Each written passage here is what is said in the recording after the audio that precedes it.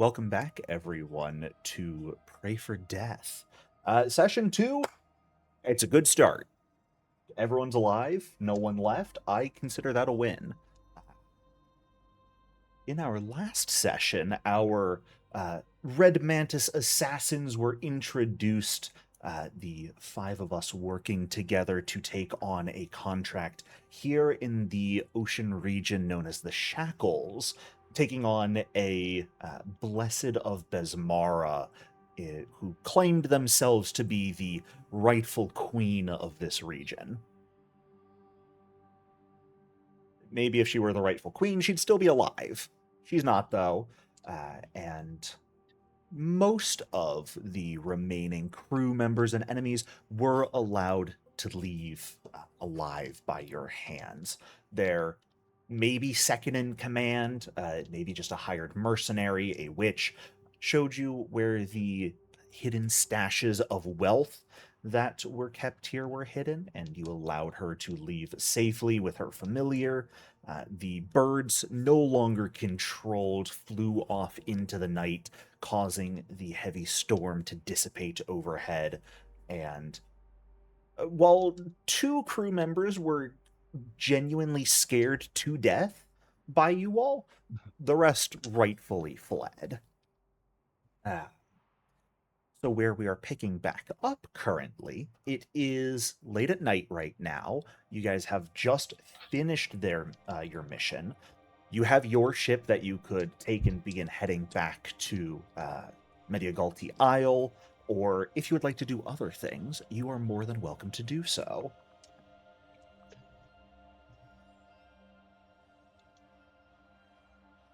We already searched through this place. Yeah, And aside that's from... where we Or has found, like, that- 3,000 each. Mm-hmm. Yeah, you picked Yeah, up their wealth, but other than that, there's a bunch of like general living supplies.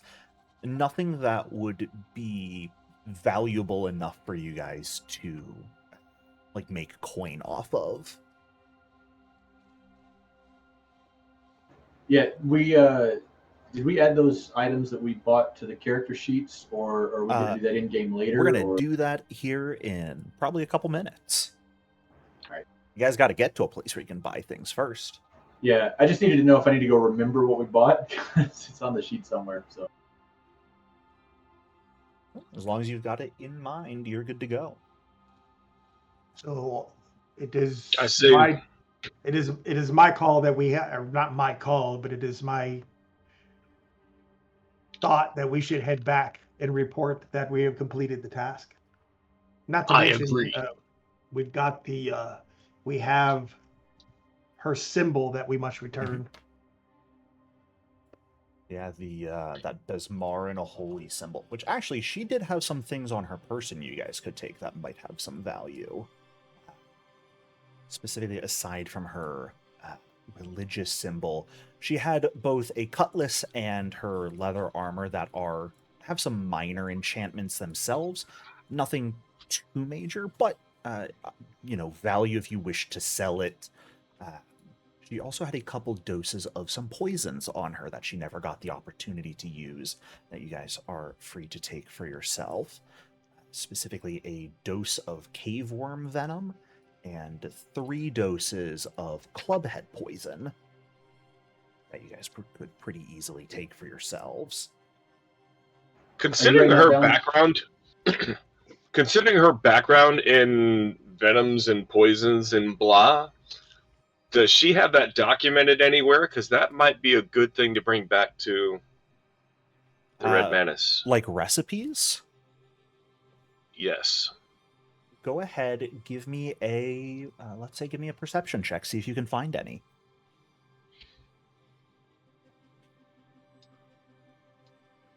Oh. Somebody didn't pull up his character sheet. Oh, no. As Blind. usual, perception should be blind, please.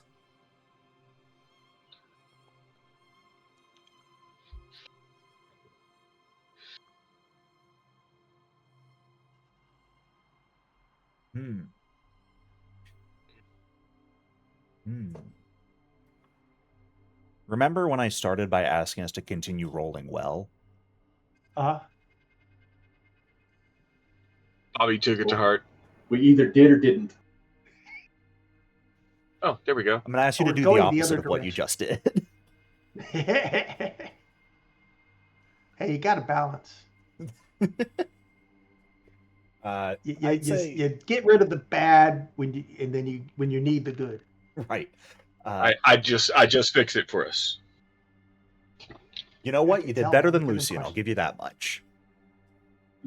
So Lucian, you rolled a 1, I rolled a 2. Yep. Lucian, you don't find any recipes for poison in this area, but I'd say you find some like rotten fish at the bottom of the barrel that would certainly give someone food poisoning. Oh, a yeah, I know form where of that is. I poison. actually saw that earlier. It was up over here. Vask, as It's you with the spend calamari. Yeah, exactly. Vask, as you spend some time looking around, similarly, it doesn't look like Alice here kept any sort of formula book for her recipes like a lot of alchemists and other craftspeople would keep with them. So she either kept her recipes memorized or just doesn't have them here, as far as you can tell. Fair enough. Love the idea, though. Well, at least we have what poison she carried on. Yeah? Those are That's a worthwhile warrant. enough. Plus her personal effects. And of course, you've got her head that you threw out there in the middle as well, if you care to carry that. I think we have enough proof. She is dead enough. Yeah, she still has her smile on her. Like she thought she was going to beat us. That she does. I say we go claim our victory. Certainly. Zavara, you with us? Yeah. What say you? Should we go head back? I don't see anything else worth looking for here. Yeah, I was fine with going back. I'm just walking around like mindlessly waiting for y'all to finish. Oh, Prepared for any threat to strike. she just likes to get hit. Well, I suppose that begs a question. The vessel you all sailed here on was, of course, at least partially enchanted to make it so that none of you really had to put in a ton of effort into actively sailing it, and did not need to carry a crew with you. So you could certainly get on the boat, begin its journey back, and sleep there. But if you'd like a night on dry land here, you could always take over this now abandoned base and rest here for the evening before getting going in the morning. I like the waves. That's good. Fair enough. All right. Then as you all head back to your vessel, take one of the longboats back out to sea from the shore, board, and set the course back to Mediagalti Island, which would be about a week's travel from here. You all are able to settle in and rest for the evening. Everyone here may go ahead and take their long rest. Which, for those unfamiliar when it comes to your character sheet in Foundry, at the very top left, right underneath your max HP, you'll see a little bed icon and a teacup icon.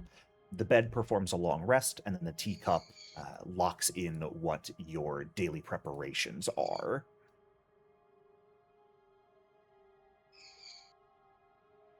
Got it.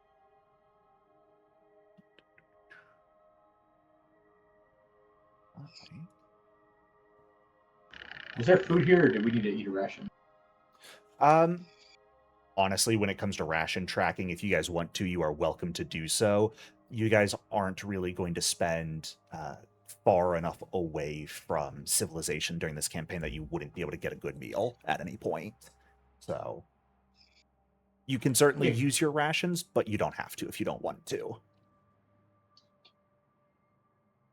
Things like rations and ammunitions, I try not to be picky about tracking unless you guys as players are really into tracking that stuff. And there's plenty of food here either way. As I said, there was some calamari back there, but didn't smell so good.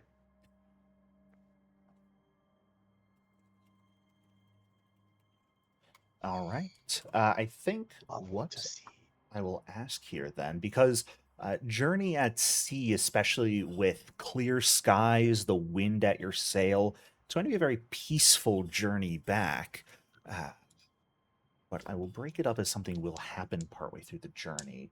About for the first 2 days of your travel here, what might you all do, if anything, to pass the time?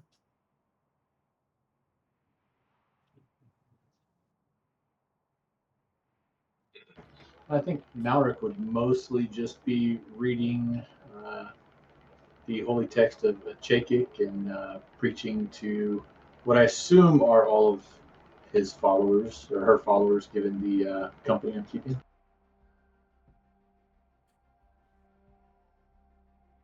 Sure.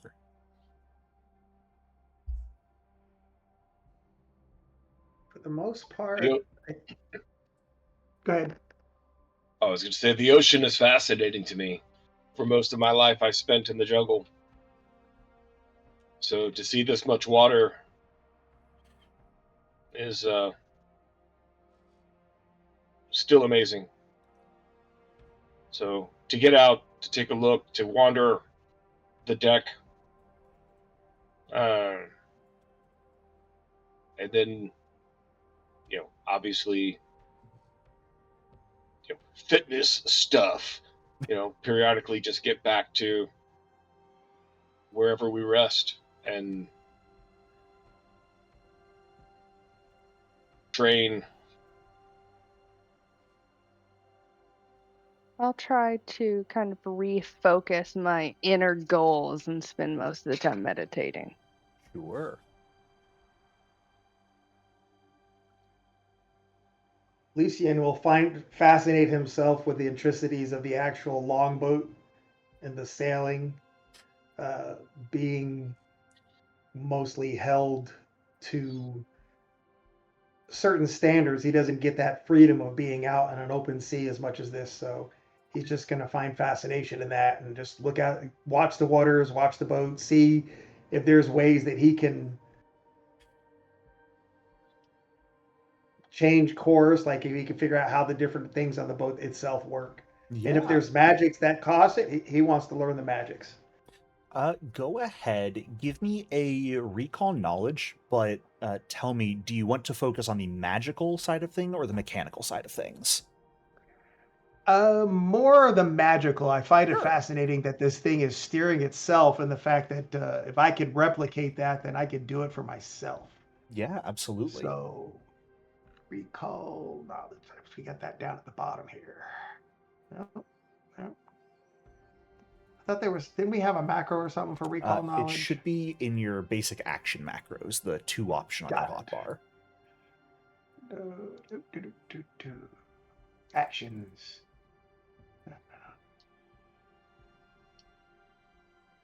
There, found. Let's see. Reactions, free action.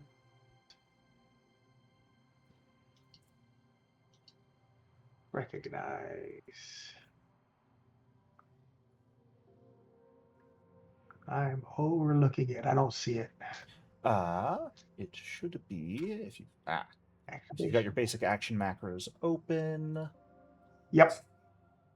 Should be. Actions. I've got attacks, actions. It should be right at the Enhance. bottom of the 3rd column.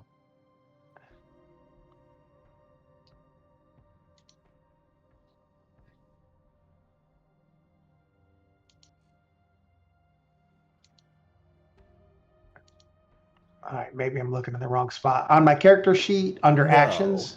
The okay. basic action macros in Oh, the yes, I hotbar got at the it. bottom of Nope. your screen. I was Yeah. completely looking in the wrong spot. All 3rd good. column, bottom. Character sheet's a great place to look normally. Yeah. This is 10, just 10. to simplify a lot Recall of things. knowledge. Got it. Perfect. That's the kind of roll I'm looking for. Thank you. There you see, I told you I have to spread them out.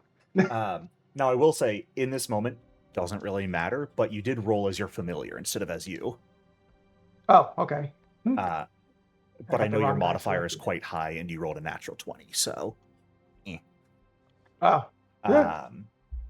Yeah, taking a look over this boat, kind of studying it for the first 2 days, the mechanical parts of it do exist. This boat was actually received by the Red Mantis as payment for completing a contract in Alkenstar. So it uses a lot of that. It's called station technology. It's electricity in Pathfinder.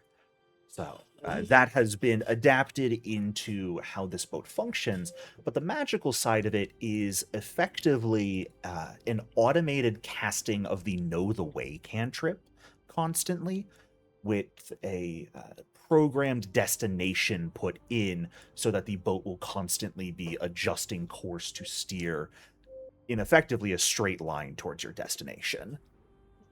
So the fact that I was trying to change its course, I saw that it would readjust itself. Yeah, you spin the wheel at one point, cause the rudder to turn, the boat begins to turn, and then within about 5 minutes, the wheel would have righted itself and even adjusted to put you fully back on the original course.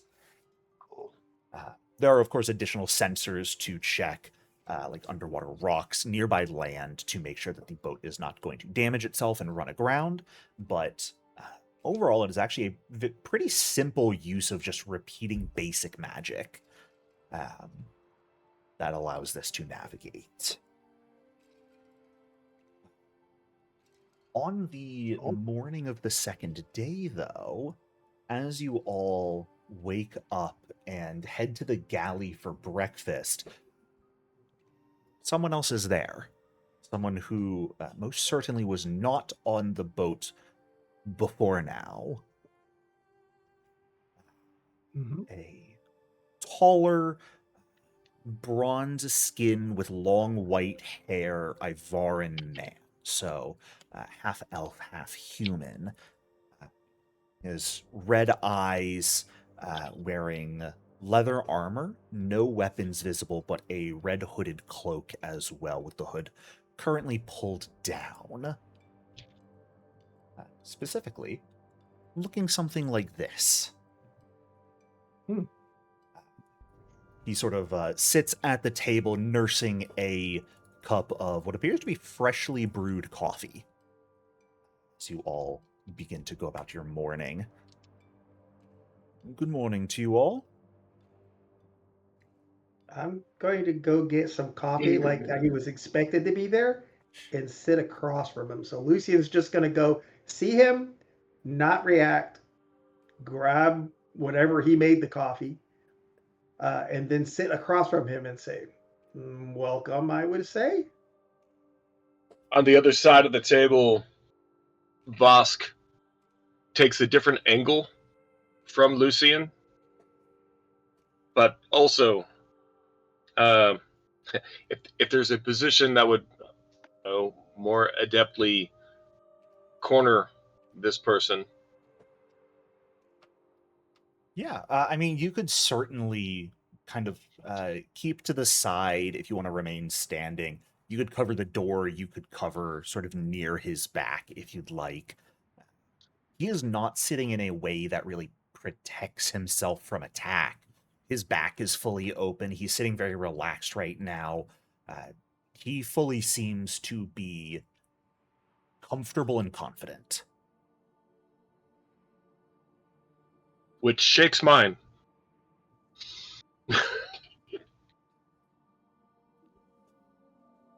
Please, coffee is freshly brewed, and I even took the liberty of cooking a full meal to bring here for you all, so spread is over on the counter. Please help yourself.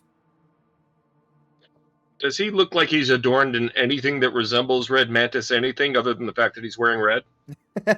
Aside from the fact that he is wearing red, no. You don't see anything that obviously marks him as someone from the Red Mantis assassins.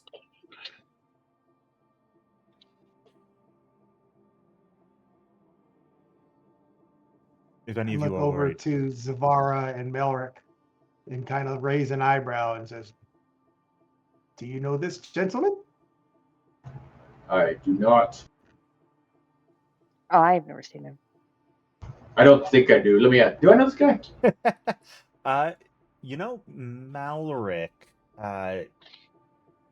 I'm gonna say no in this case. Just off of appearance alone, you wouldn't recognize him, but I would say all of you are aware that when it comes to assigning missions, especially to higher level members of the Red Mantis like you all, it is typically done through couriers. People who travel. Now, Can I do a society check to see maybe if I would know something about him based on the clothing or where he would be from? yeah, absolutely, go for it.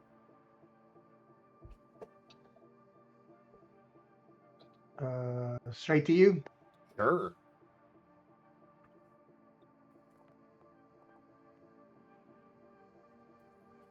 Actually, that didn't go right, but It's fine.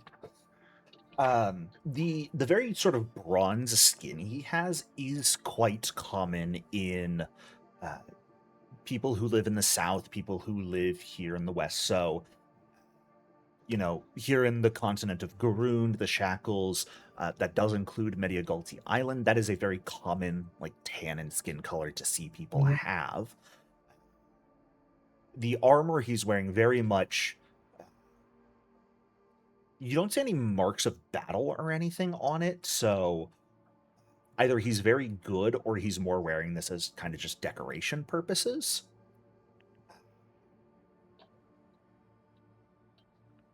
Beyond that, I'd say the bearing with which he's carrying himself is someone who doesn't think that he is better than you, so to speak, but recognizes you, respects you, and perhaps has a certain expectation of respect given in turn. That makes one of us. well, and I take a drink of the coffee and I go, "Oh, fine brew. It would seem you're not wet, so you didn't swim here. And I didn't happen to see a smaller vessel near us. What exactly brings you here?" And as I do that, I kind of roll my fingers in front of him and point in his direction. Well, apologies, I believe that is correct. We have not met before. We haven't had the pleasure. First off, you may refer to me by Vatum. It's my name. I, of course, know who you all are already.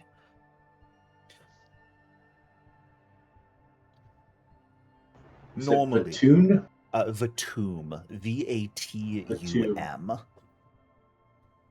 I'll put it in the server chat.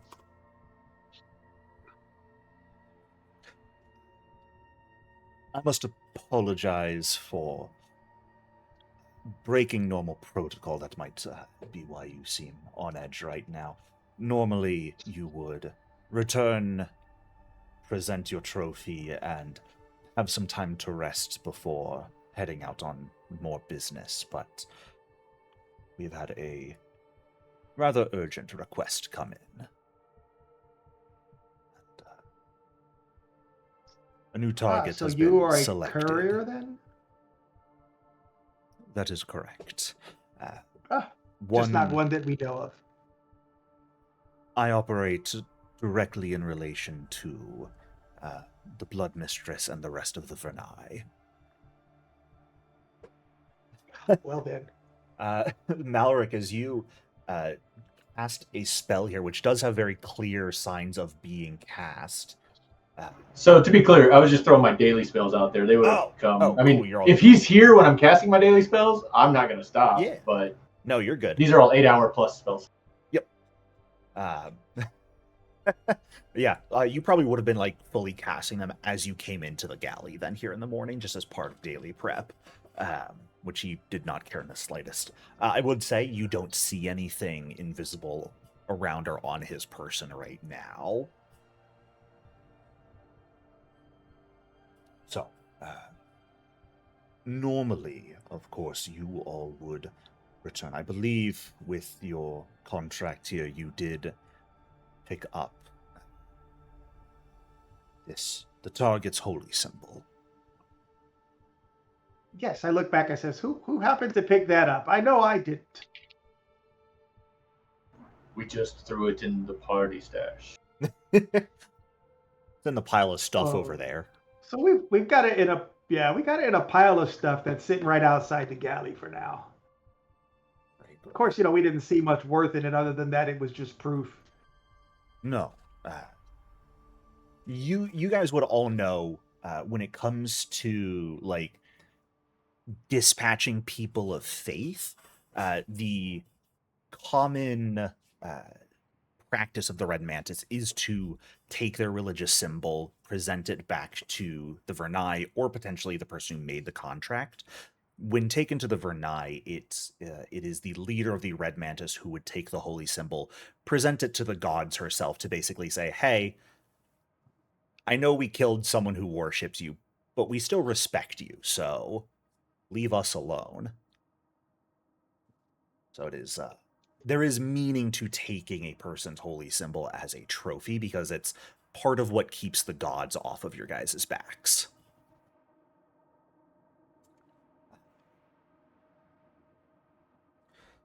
Well, normally you all would be the ones to return to Mediagolti and present that symbol, but due to the untimely nature of this request, I would ask that I will send you close to the new target and deliver that symbol in your stead. All rewards and glory for the trip, of course, still belong to you all. This would be simply to expedite the process. Are there any unspoken or kind of catchphrases or anything that a courier would share with a team that's gone out, or anything that we would have that would recognize each other as that? The normal phrasing a courier would use when describing a new target, at least, would be that the person has been selected for a visit from he who walks. Which he was in the process of beginning to say a moment ago. He did not finish the phrase, but you heard him say, someone has been selected for a visit. At that point, then I'm at ease. So I just get up and I say, "So what exactly did you make for breakfast then?" While we listen to our new target. A relatively simple spread: eggs, sausage, some fresh fruit from the island. I wasn't entirely sure of any of your individual preferences, so I tried to keep it to a lean spread. Oh, carry on. I'm sure the rest of us are quite interested on who is going to meet their end soon. And Lucian takes to just putting a bunch of fruit on a plate.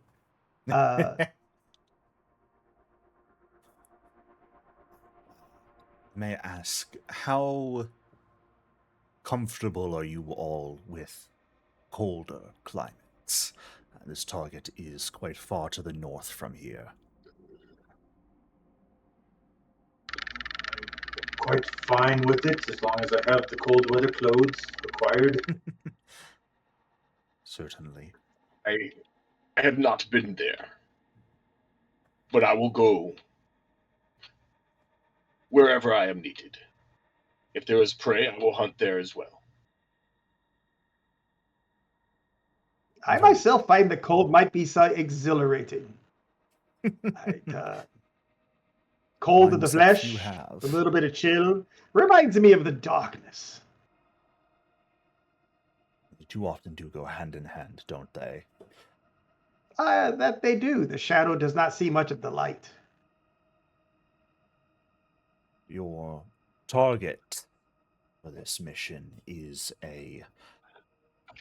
another priest of the war god Gorum. His name is Ordulf Bladecaller, I believe. He has taken an old stronghold for himself and seeks dominion over the lands of the Linnorm Kings, eschewing the normal tradition for lordship there.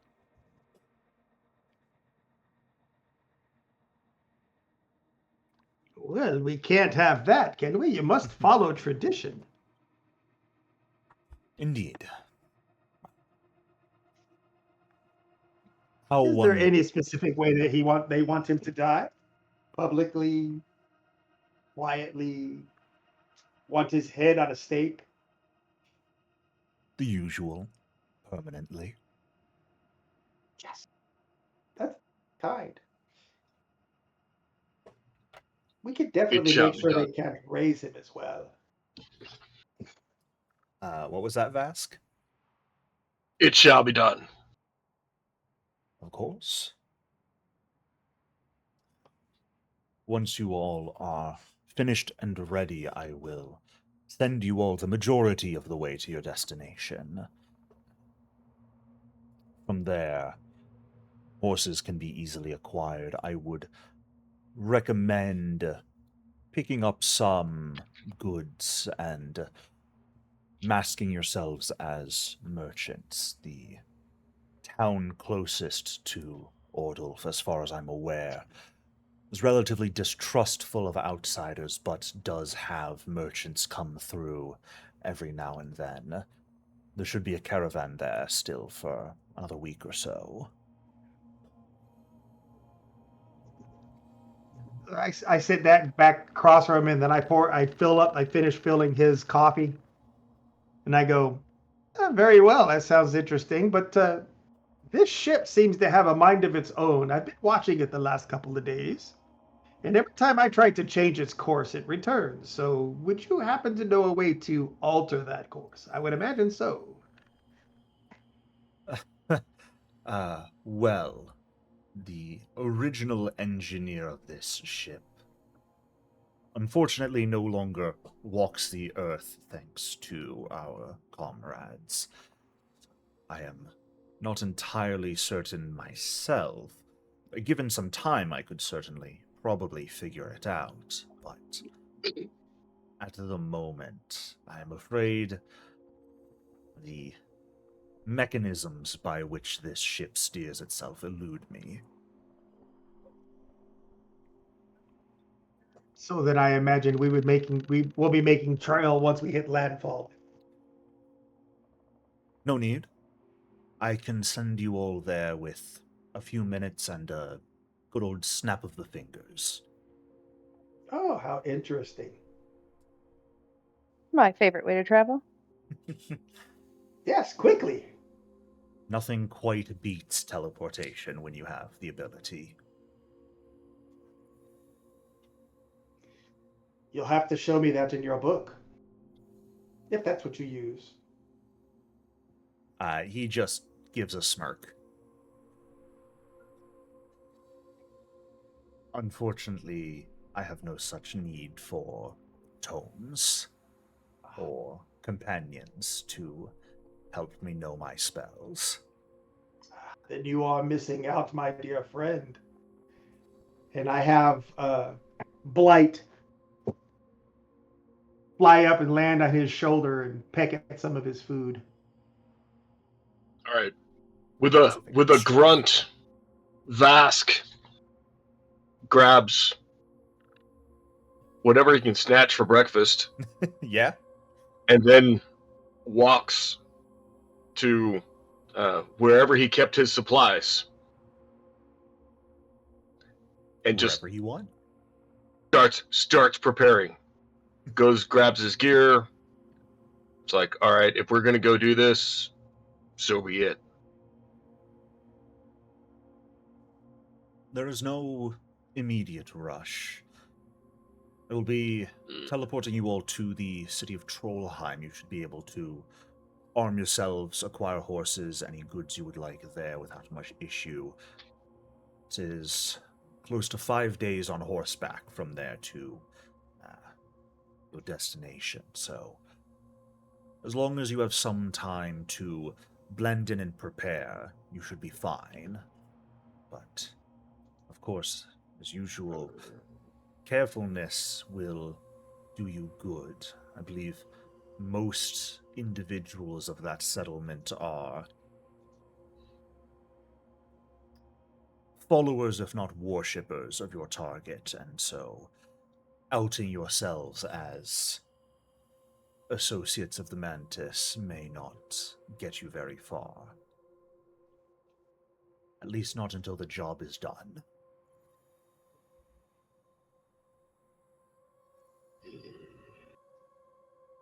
What was that scarf that let us disguise ourselves? Can we show Good grab old some of those? masquerade scarf? That's it. Yeah. Yep. Those could certainly be acquired when you guys get to Trollheim if you'd like.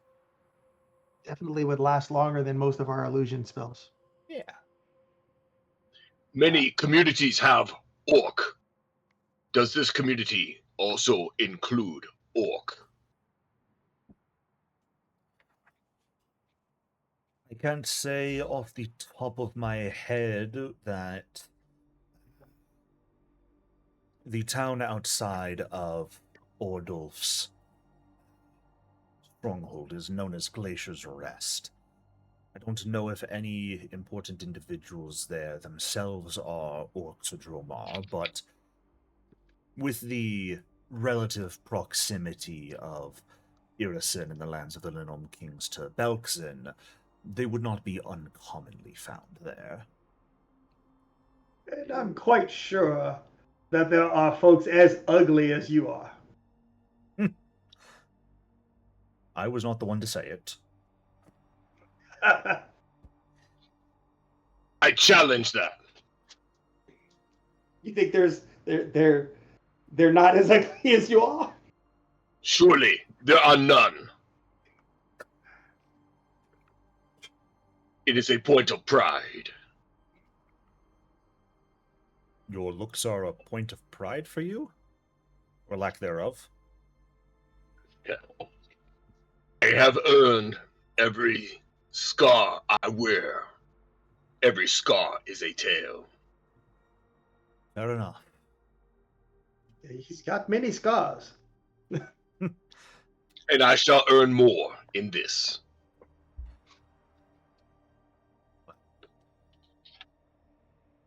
Of course, I will... The bad part about that is Zavara here tries to do her darndest to keep him from getting them, and he still does.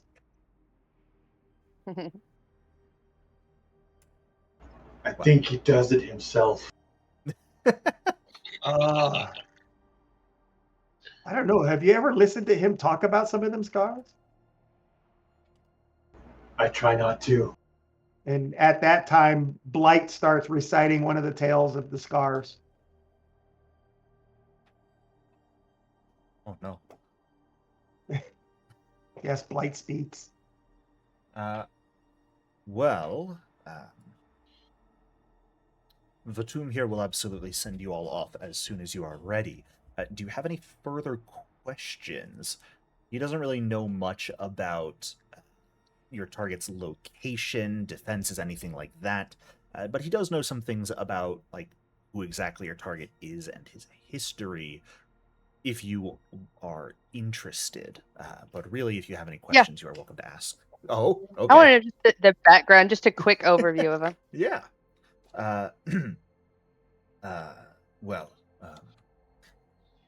General Ordulf Bladecaller, as he is known, which I suppose I will actually... I'll write it up for you all so you have the spelling if you care. Classic Paizo spelling. There you go. Something you can't reproduce. Ulfin-born man, from a now destroyed fishing village in Irison, I believe. He escaped the Winter Witches as a young man, fled west, and took shelter in the lands of the Linorm Kings. Stories say he personally wrestled one of the chicken-legged huts of the witches to make his way over the border. But he's built up a reputation for himself as a powerful and cunning individual. He's said to have won numerous conflicts through insult alone without even needing to draw a weapon. It's the surname Blade Caller he has taken. He is a priest of Gorum, as far as we are aware, though his standing in the church is a bit obscure nowadays. Some of the whispers we heard claim that he is one of the god's favorites, blessed so that he may never die. Others have insisted that he has turned to other sinister powers to ensure his longevity, and his faith in the war god is nothing more than a sham.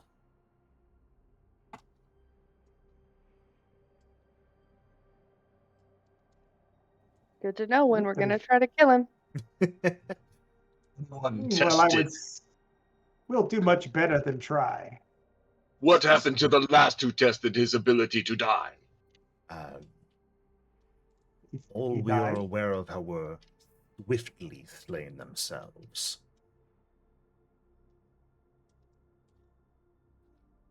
Apparently his battle axe is capable of fighting on its own by his side. Oh, how interesting.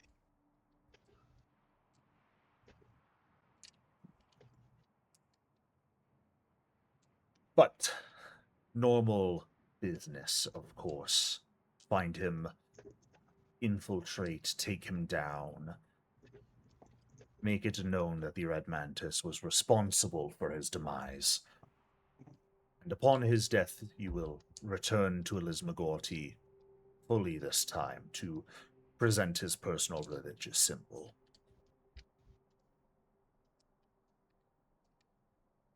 And to where exactly are you sending us?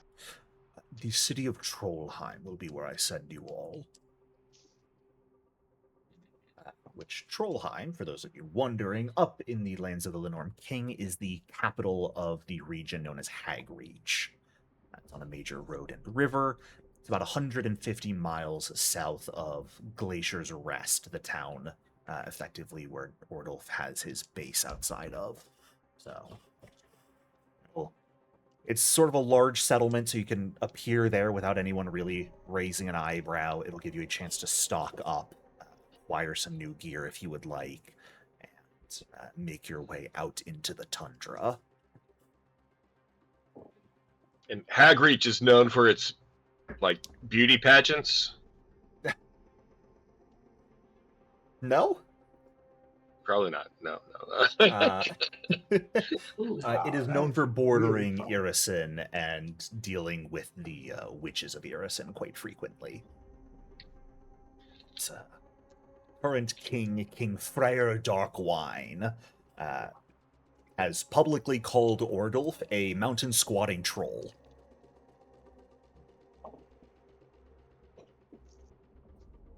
You know, we hear of. It's good to know that he has enemies, but who are his allies other than his servants and worshippers? That will be primarily for you to discover while you are there. From what we know, he has recently slaughtered a clan of Adlets in the Stormspear Mountains. And that's where he took over the fortress that he currently resides in. Rumors say that he is preparing his forces to wage war against Trollheim and try and take control of Hagreach. So, I would consider that he likely has a large number of soldiers at his command. But the Ah, exact so he's not extent. necessarily in Trollheim yet. No, I no. see. He is north of Trollheim is the town of Glacier's Rest. His fortress is about 5 miles outside of Glacier's Rest in the mountains.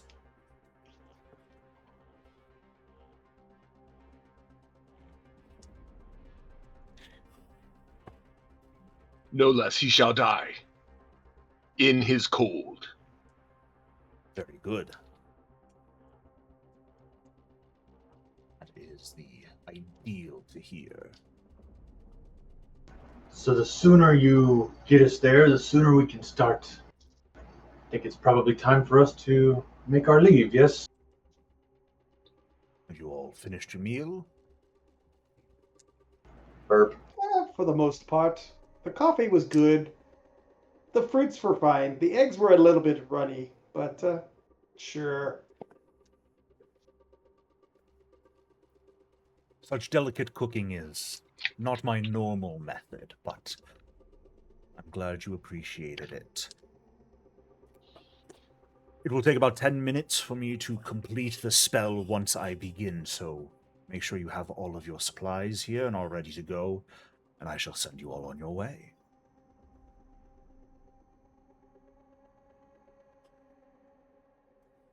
Before he sends us, Yes. I'm going to see that we can.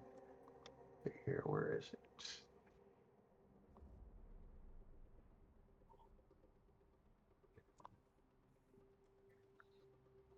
I got so myself. I could do illusory disguise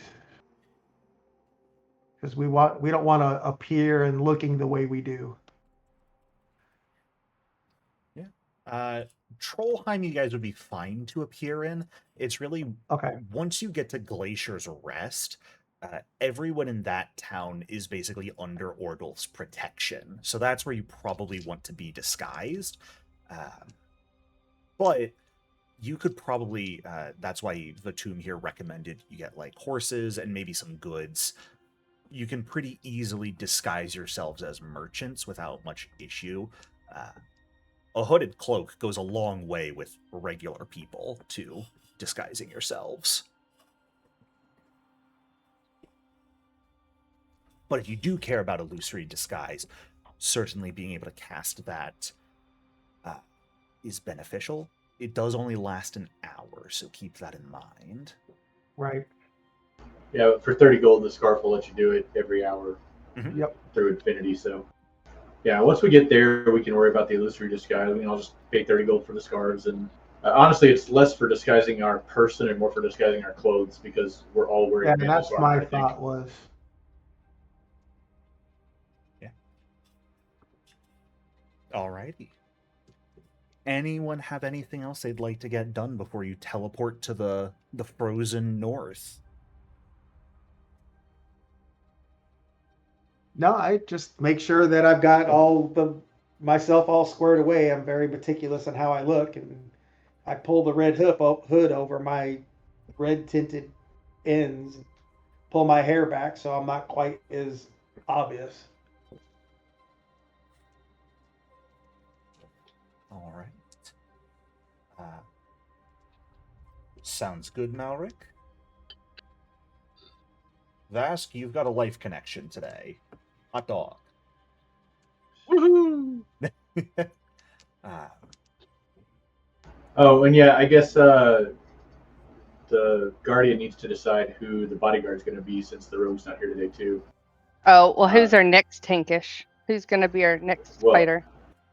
Well, so the Ranger and the Rogue have a lot of in common and crossover. So I usually go the Rogue because he's got less hit points, but the Ranger's probably the second option. Okay, who's our Ranger? Boss. That would be, That would be Boss, Okay. the ugly orc, the one that takes pride in it, the scar. One who has the That second will be highest him. hit points in the party. Yeah. Well, if you're having to, the only one breaking 200. Yeah, I'm hoping they never get to the back line where the casters are, based on your abilities. So Yeah, we don't want him to do that. I'm squishy. Protect the squishies. Not Understood. squishy enough. Alrighty. Then, with a 10-minute casting of a heightened version of teleport, you guys are quickly sent to the far north of the continent.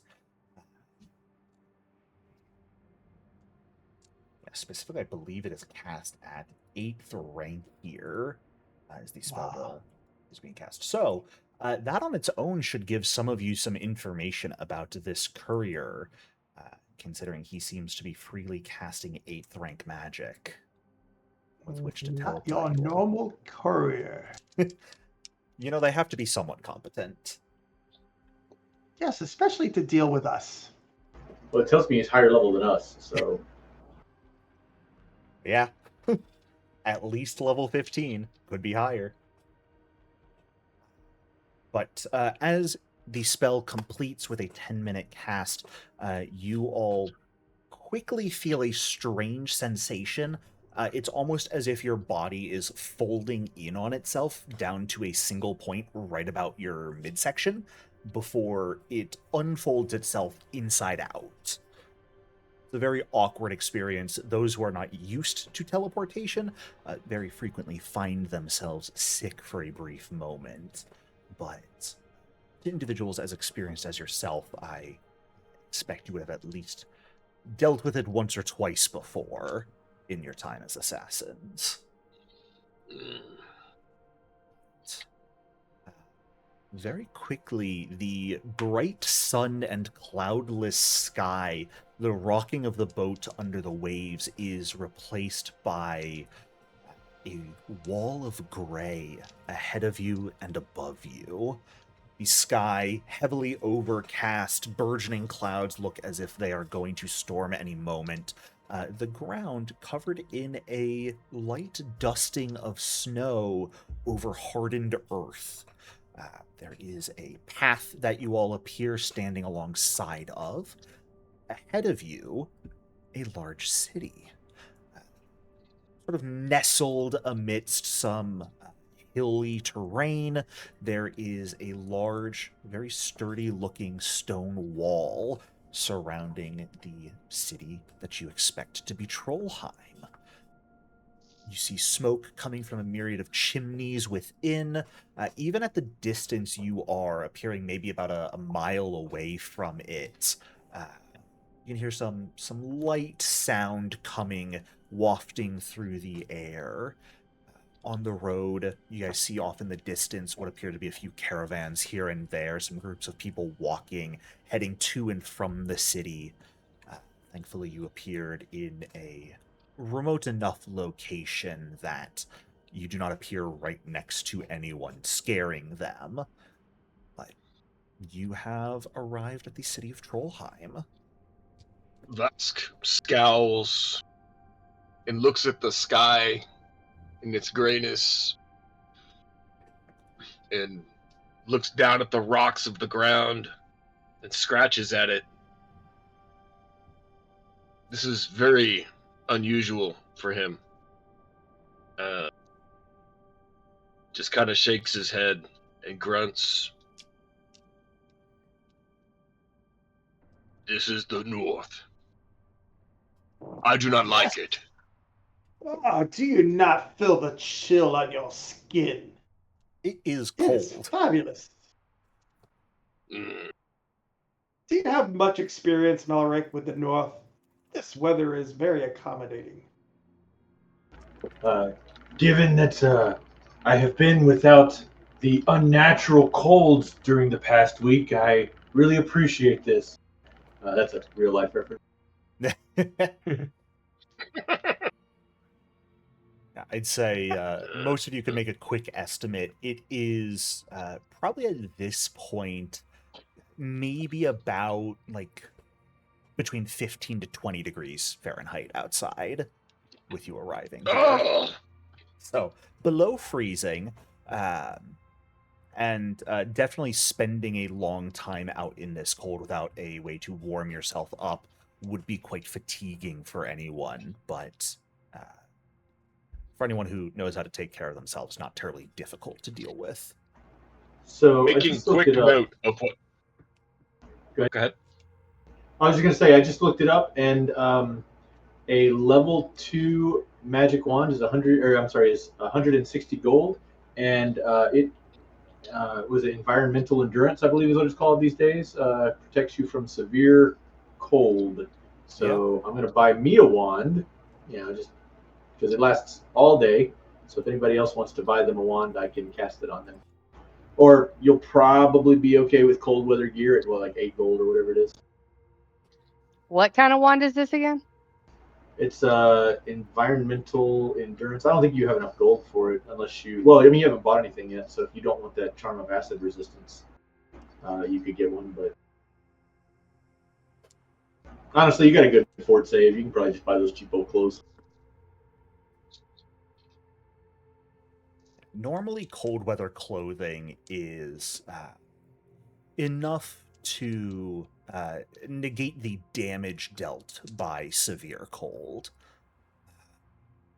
It would not reduce the amount of time it takes to get fatigued by it. Plus, it would help us blend in. That is true. Well, I mean, we're gonna have the scarf, so we can look like we're wearing whatever clothes we want. Yeah, that's true also. Lots of trueness here. True that. So what would you choose to look like? I'm making note of what the different people are wearing, but in the same stroke, I am walking towards where I see smoke. Yeah. Because Lots there's of fire. buildings. There are buildings. The wind probably sucks out here. Thankfully, not a windy day, but you would be absolutely correct. Sweet. The windy days do suck. I'm already kind of walking towards where we need to be heading, because if I don't, I'm about to snatch one of our team members and cuddle. Don't threaten me with a good time. Actually, I have enough gold to buy 2 wands, so I suppose I could buy a second wand to help out the person keeping me alive. For now, you will pay me back. Me? Yeah, you. She'll put a shield up at the right spot. Parry Well, the I'm all cold. for it. Let's go find some clothing. They've got to have some decent looking cold weather clothing. And I look around and kind of observe, is anybody dressed nicely or is it just kind of ragamuffin? Taking a look around, as you guys make your way up the road towards the city itself at this point, you pass a variety of people. I wouldn't say anyone looks relatively ragamuffin. Everyone is pretty bundled up that you come across. Some of the people with caravans are very clearly wearing nicer cold weather clothing. Perhaps merchants or people with a bit of wealth to them. You see guards with them that have sort of like hard leather armor as well, kept underneath fur cloaks, wearing metal in this temperature. Definitely not an ideal condition. But I would say it looks like this is going to be at least moderately wealthy city based off of the traffic approaching and leaving. At a quick estimate, Trollheim has a population of, based off of your size, you guys are seeing probably over 10,000 people. Okay. You can see a river Well, kind of that's, passing near it.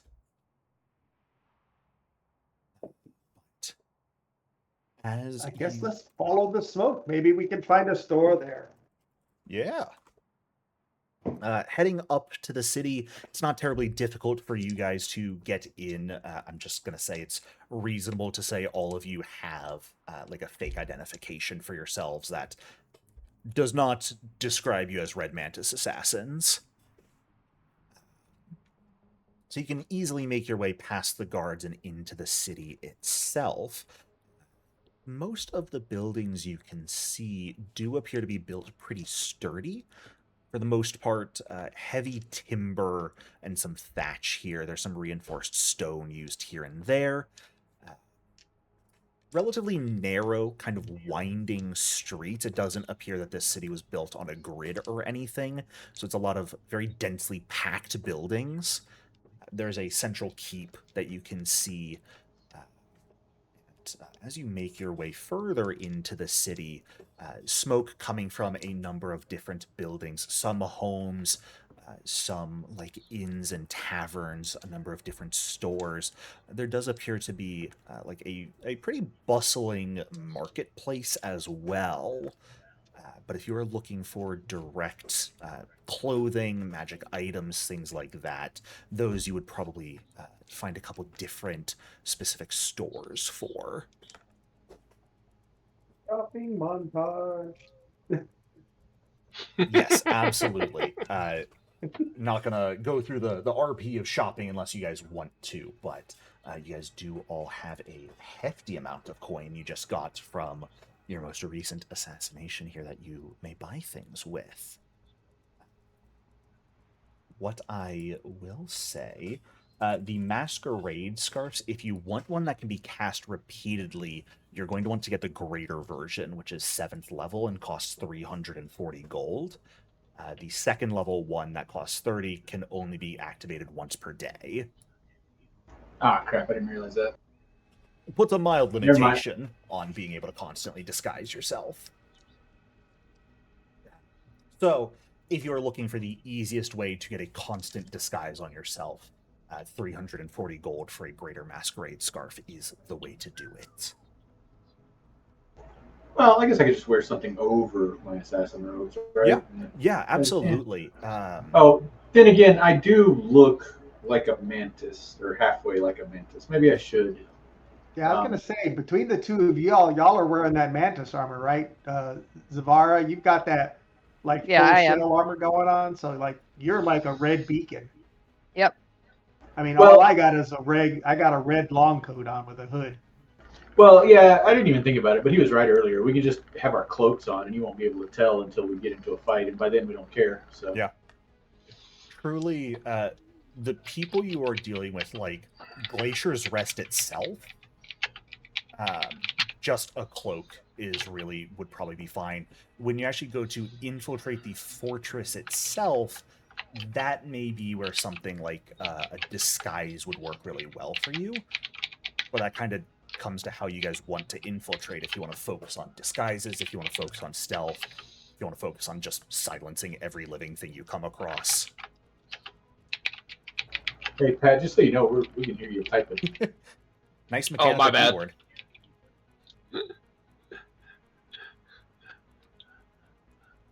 Yeah, I'm still gonna grab us a regular masquerade scarf so that we can use it like right in the beginning. But yeah, if we're just traveling around for 5 days, we don't need it constantly.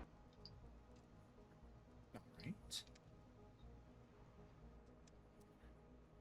Anyone else have things off And the I'm top of their just head gonna they'd look like for a buy? good looking warm weather cloak. Easy enough to find, yeah. You could pretty easily find there's specific clothing stores, but there's also some like warehouses, so pretty easy to find nice warm cloaks if you'd like one. Yeah, I'm gonna be very specific about very good looking. A good looking cloak, well Oh then. yeah, I'm not gonna. Yeah, it's gotta have some style to it. I'm gonna look. Okay. I'm like, do you happen to know a very good craftsman that makes some finer wear? I mean, if you're looking for a good, like, nicer looking outerwear, then, I mean, head over to Irsa at Frostfangs. They have some nicer cloaks.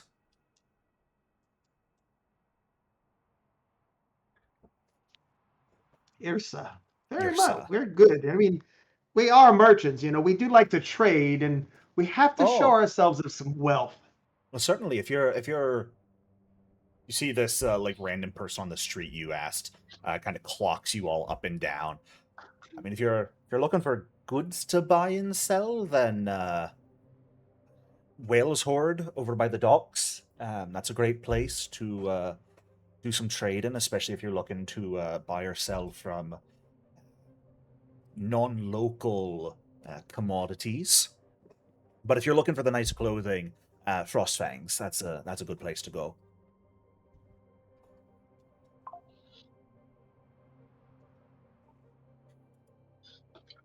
Lean towards Lucian.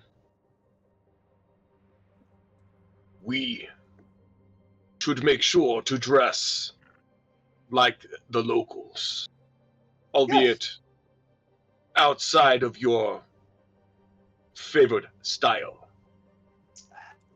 Yes, but don't we wish to stand out just a little bit? We need to show that we're tradesmen, aren't we? Merchants. Sometimes the best disguise is to be the most flamboyant. People don't like to look at you as much. Buy some experimental clothing. So where is it y'all need to go then? Shall we head to Whale's Hoard? Maybe we can find those scarves of yours, Malric? Yes, we should definitely. I do need the scarf, so we should go there. I also need I'd like a wand, several wands as well. It's like Harry Potter Day. Yeah, absolutely. Way I typically run direct shopping. If you guys know what you want, you can directly buy it into your inventory. Of course, uncommon and rare should be run by me first. Also, though, at the moment, mid-game can be hard to think about exactly what you want, so I'm typically pretty fine with, like, during break or between sessions, if you figure out what you want to buy now that you've had an opportunity to buy, we just kind of, you can reach out and say, hey, is it all right if I bought this while we were there? And I'll typically say yes. Okay, like I have a list. Tacos. Oh, if you've got a list, then by all means. Yeah, the reinforcing shield, a greater one, a charm of fire resistance, a greater charm of acid resistance, and a masquerade scarf. Yeah, I just posted it in the chat for all of us, though I am trying to find a way to get Thalarian the environmental resistance. Gotcha. Okay. Yeah, I mean, you've already got the like moderate versions of the rune and the resistance charms. Of course, you have basic versions of those. So the way I typically do that is you subtract the difference. So like a charm of resistance to the greater version would cost 730 gold to get the new version to effectively get it upgraded. So if you guys know how to buy those, know how to do the adjustments, you are welcome to do so. Those items are all in the compendium browser. If you're buying something brand new, you can just use the little coin stack button to buy it. Otherwise, drag and drop it into your inventory, manually adjust the coins, things like that. If you need some help, do let me know. What rank was that environmental endurance trial? Second. Second, so we got to get a second rank wand. Yeah. Correct. So the way I'm going to handle Mark is I'm just going to memorize a second rank version of it because we're out of money.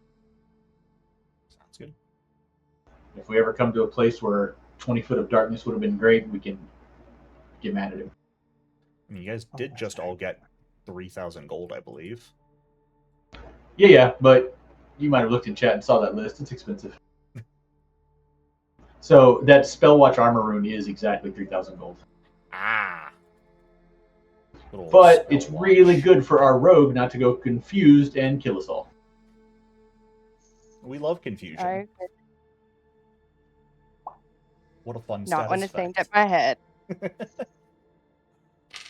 There's a reason. I don't know if you all have checked my the full like homebrew rules section of the Discord server, but I do run confusion slightly differently because I think just making random single attacks at a nearby creature is boring.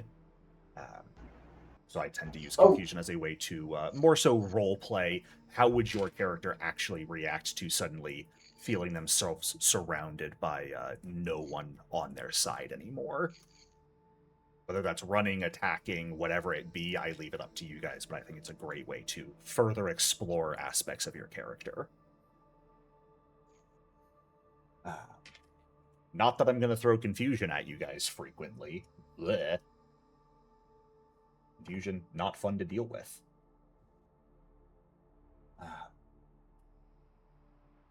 All right, I'm already bought up. Nice. Actually, I spent most of it. When I built the characters, when you let me on, I did it for both me and Bosk. Did you need to get anything, Bosk? Pat? Figure out whether I want to go with the. I like the little wand of environmental control. It sounds like the remote control for the AC. Basically, yeah. So actually, I just had a way to get the extra gold so that I can get Delirian his own wand. We have the armor and the cutlass and the poisons. We could just sell those, right? And then have a little more gold. Yes. Yeah, if you guys Sure want to go ahead and just sell all those items, you can absolutely do so. Items, of course, from the party stash sell for half value if they are not treasure, so I will go ahead and just sell those for you guys. Do some quick calculator math, because I'm not a mathematician. Nor am I. I went to school for art, not math, okay? No one is allowed to judge. That is... in total, an extra 1,185 gold. But I will go ahead and distribute, which gives everyone about 237 more gold. Sweet. Cool. Looks like you already added it. I just sent it to you all. Yeah, he added it on Foundry. Yeah. Yeah. So because I keep track of all my stuff in Hero Lab, so I got to add it to both. So. Best of luck with that. Well, it's easy for organization. I know trying to break down a character is one thing, but organization is great. I will assume that acquiring horses to take you north and a modicum of trade goods for the purposes of a disguise, I'm not going to charge you guys any money for that. Yeah, actually, we do need to get. So we do need to trade around here. So I want to spend some time. Lucian wants to spend some time talking with the folks around here to get a feel for what kind of trade occurs further up north. You know, are they looking for raw cloth, bolts of clothing, heavy wools, whether it's crafted items? I would like to do a check to see what type of items are generally for trade, and then we could stock up on that. How is your diplomacy training level? Well, my diplomacy is not exactly one of the greatest because our diplomatizer is not here. Yes, I have a whole +2 with diplomacy. So no, I am not the diplomatizer. Because normally... Ooh, I've got you back. I got a +0. I got this. Normally, we would have this fall under the gather information activity, which uses diplomacy unless you have the streetwise skill feats. I do. I believe I do have streetwise. Well, Let me double check, though, because I really did. I had changed some things up. So that might have been one of the things I took off and I shouldn't have. You don't have to be trained in diplomacy to gather information, but it certainly helps. Yeah. Yeah, because you want to gather the right information. Malric, were you going to say something a moment ago? I don't remember. Nice. That's not even that important. If this merchant thing doesn't work, I've got a plan. I'll create something called Orcish fans. You know, kind of our own version of OnlyFans, but just for orcs. And we can make money doing this. I think it can happen. You know this merchantry is just a ruse, right?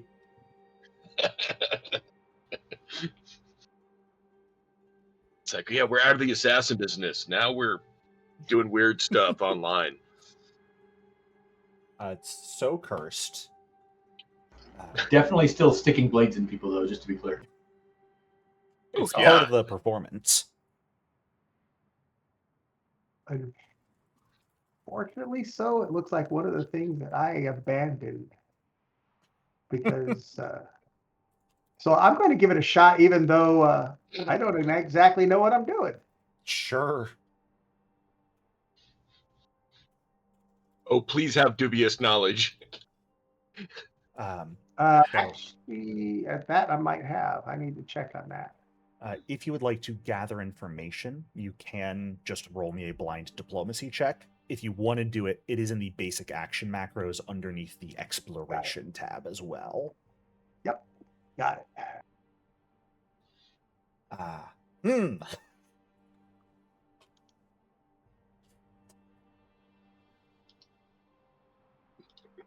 That's certainly a roll, huh? Yeah, it is. I don't know what it is, but it's something.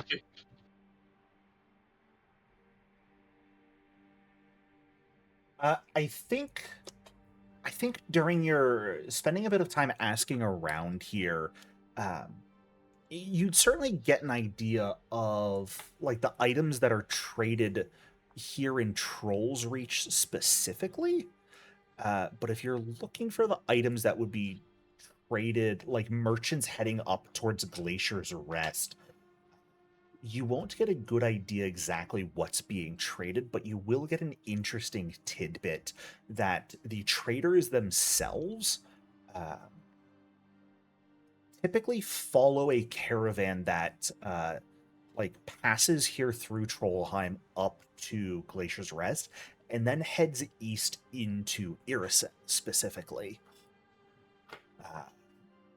So it's, aside from like, I could have probably worded this better. Aside from general merchant goods that a frontier town would benefit from, you don't learn of any like exclusive goods that would make you stand out in any way. But general So with things, that, supplies. can I call on my mythical ability for the V20? Oh? What mythic ability do you have, or are you just asking to do a mythic reroll? A mythic reroll. Doesn't that give me like a mythic bonus to it? It does. Normally, you can't really mythic reroll a blind check. Because I don't know. Yeah, and objectively, like if you're playing in person, something like gather information is considered a secret check, so I would be the one actively rolling it. That's But I right. think that's boring, so I'd like to let you guys do it. In this case, I will allow you to do so if you would like, because And let me give you the reasoning for it. yeah, give me a good reason. Even if what I have, let's say even what I know, I believe in 100%, I don't feel it's enough. So now I'm going to call on, I want to know more. So Sure. let's just say, even if it was a good roll, I think there's more to it. So that's why I would want the reroll. Go for it. Yeah, I'll allow it here. Why All not? right, so same thing. You can roll again. If the roll is in chat, you should be able to still right-click it and re-roll using a mythic point. All right, and even if you let's cannot see what it is. Okay, yeah, that should be. All right, we're re-roll using mythic point. Got it.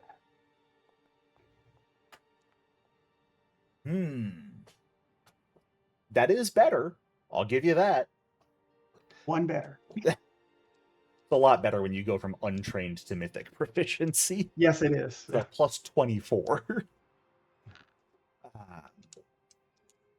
I think continuing to ask around, even drawing upon a little bit of your mythic power when people aren't watching to do so, because that shit's flashy. You get a general idea that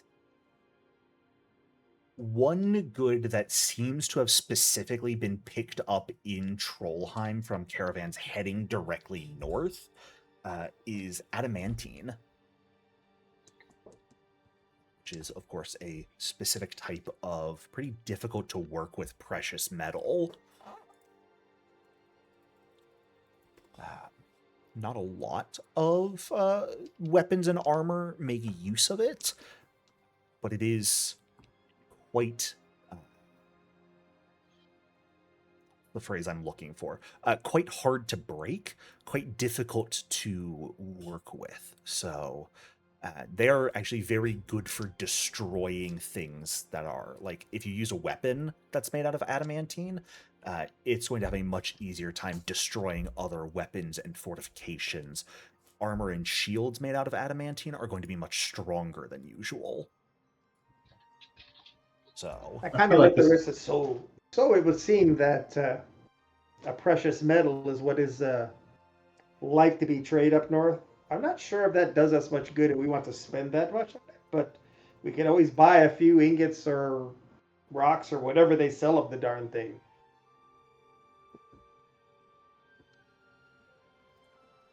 someone else was about to say something, I believe. Oh yeah, I was just gonna say this feels like foreshadowing. Maybe we should pick some up. Yeah, and again, there's still regular goods being traded. Livestock, furs, regular, like, everyday tools, nails, and other carpentry supplies. This is just something you clock from going to a couple blacksmiths, is like the merchant caravan that recently came through here and was heading to Crownhold, the one that'll be there currently when you arrive, probably. Pretty much bought out the stock of adamantine here in Trollheim to take with them.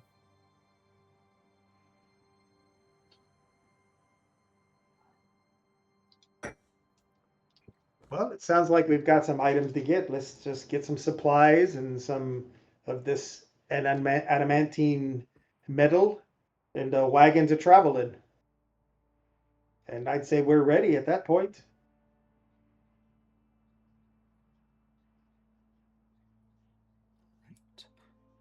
Anyone else have anything in particular they would like to do here in Trollheim before you head out? Anything else you'd like to buy?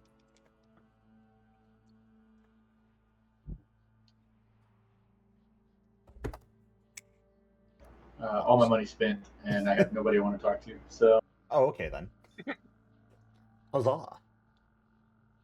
Well then, in that case, as you guys ride out of the city, having really only spent the better part of a morning here, buying some supplies, some tools, getting some warmer clothing, getting horses, you begin the what will be about 5-day ride north towards the town of Glacier's Rest. As we do so, we'll go ahead and take a quick break here so everyone can stand up, stretch, get some more water if you need it. I know I need some. Cool. And when you're back, just hit that I'm back button in Foundry. Robin is extremely happy that I can go fix her character sheet. See you all in a few minutes. Welcome back from break, everyone. I put us back on the landing page because I don't have a map for Glacier's Rest. If you guys decide you want to fight and kill people there, just let me know in advance so I can go rapidly source a map. Or just assassinate everyone there. I don't know. Do what you want. Don't let me stop you. Leave a trail of blood. Maybe not. I mean, is there any place we don't want to kill somebody? We're assassins. We're evil. Good point. You know, evil is a relative term. Depends on the relatives. I prefer to just put NyQuil in the cherry I pie. am doing good.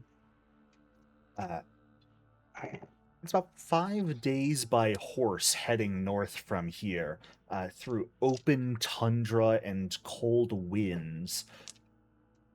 Similar to the boat, does anyone have anything in particular you guys would like to be doing on this journey? Otherwise, it's going to be pretty relaxed and even a little bit boring.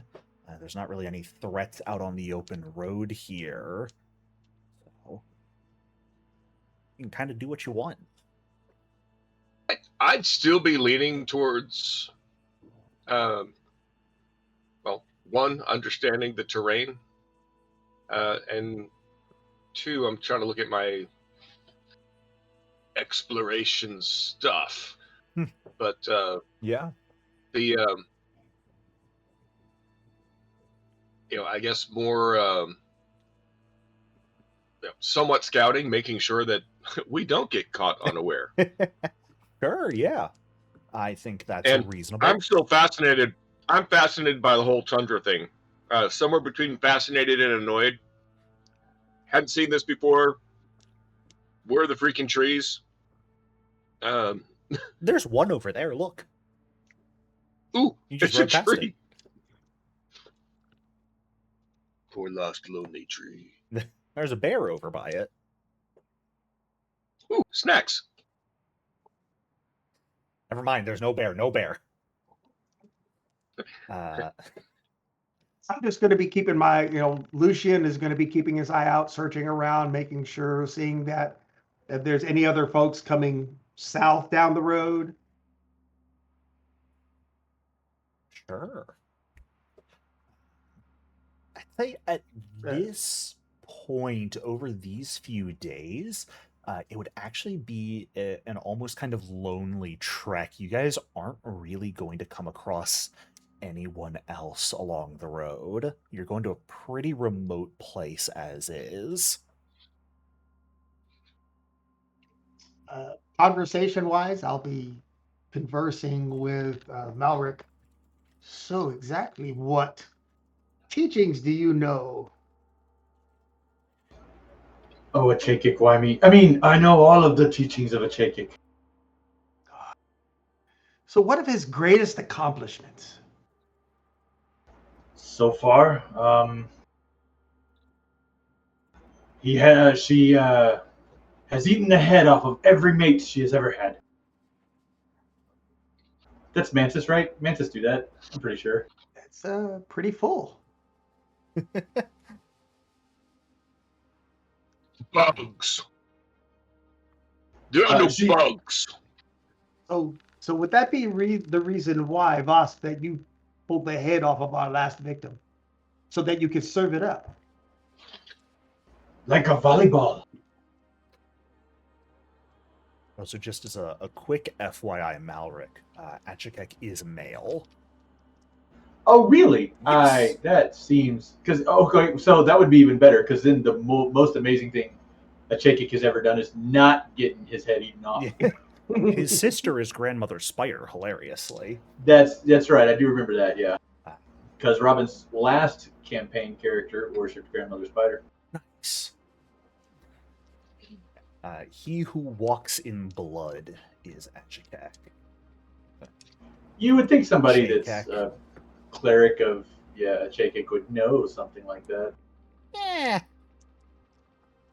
He lives in I just got it in my head because of the matriarchy of the actual assassin guild. I just... That is fair. Jacqueline is the matriarch right now, and I believe actually most of the Vernai are female. Check my lore document. Well, I thought it even said you had to be a female to hold a leadership position. So it's like 99%. Yeah. So there absolutely could be an exception to the rule, but for pretty much all of time until now, it has been women are in the leadership positions, but it is not a set in stone requirement, I believe.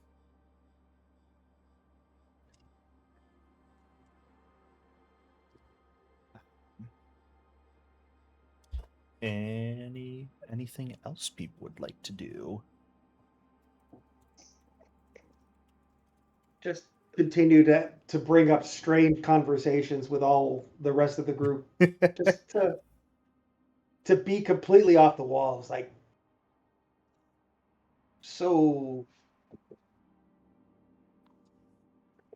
he spoke about biting or taking heads. Zavara, have you ever taken a hit? A head or a hit? A head, like ripped the head off. What would you do with it? Kick it. I don't know what I would do with it. Kick it, but that seems pretty boring. There's got to be something cooler than kicking it. Yeah, I would imagine so. Just kicking it just lays it out there. Although, if you were to kick it at someone, or if you were to kick it at the relative of that head, that might be fascinating. That would be Jordan, funny. Use it for adornment. You'd wear someone's head? Where would you wear someone's head? You would not. Is it a small head or is it Around a your large waist? head? Probably to a Around your party. waist. It's a party head. Jericho We does ride not these sign up for this horses. crap. We can adorn these horses with the heads Concerned. of your fallen. I don't think we'd pass for very good merchants at that point. Merchants of Why Death, not maybe. simply say, these are those who did not buy our wares. Ah, They So, bartered and we can't failed. stay.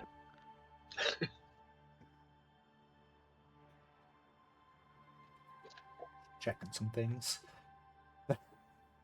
Vask, can you give me just a perception check, please? This can be public. Why not? Who cares? roll high. Or don't. Your choice, really. Tell Oh, your and I don't know dice. if you saw that earlier. Well, Oh, there you that's go. high enough. How'd I do? I don't see it. Well, your total was a 45, so extrapolate. Ooh. Can I ask you to roll again, but blind? Hilarious. God, you guys really cow. do roll better than any of my other games. It's kind of concerning.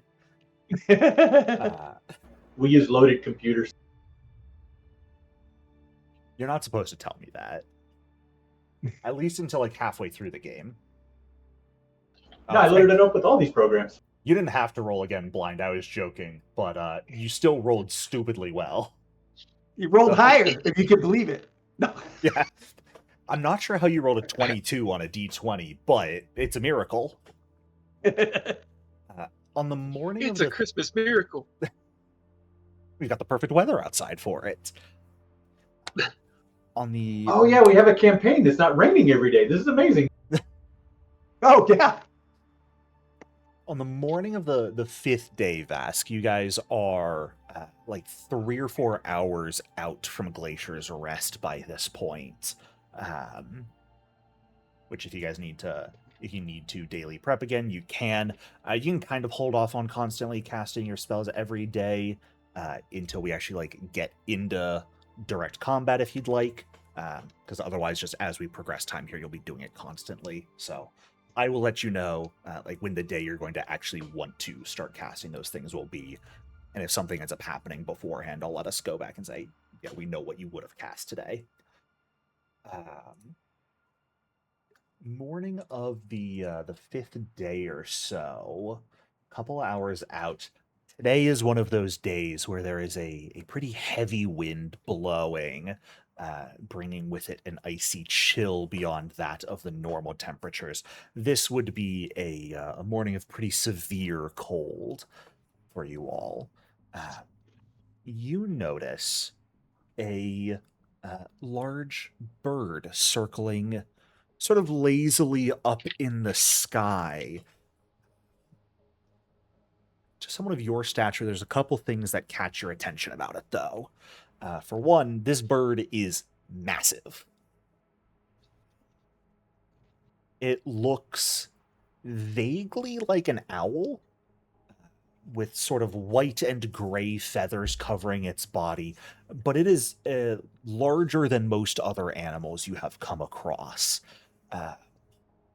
And due to some like reflecting glints of the sun off of metal, it appears there is someone riding this bird high up in the sky.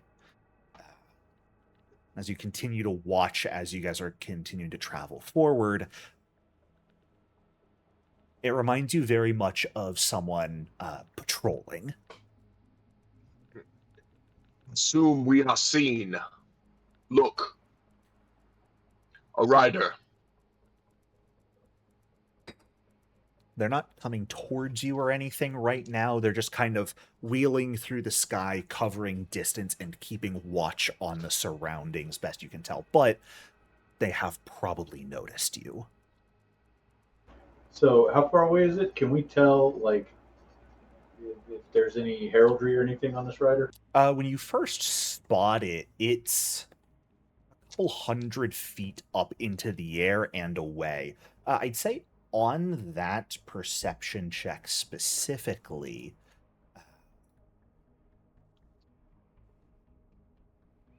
the only herald, you wouldn't see any direct heraldry. Oh god, I gotta respect the good roll. I'm sorry, I can't be that mean. I gotta respect the nat 20. There is a point during the morning, just as you kind of keep an eye on this rider in the distance, as you continue making your way towards Glacier Rest, that it swoops low enough that you get a bit of a better view. They're wearing a dark blue cloak, which almost blends into their very blue skin. But there is a symbol embroidered on the chest of the cloak, a mountain with a sword sticking out of it. Something all of you would very easily recognize as the holy symbol of Gorum. Aha. Well, it seems like we're heading in the right direction.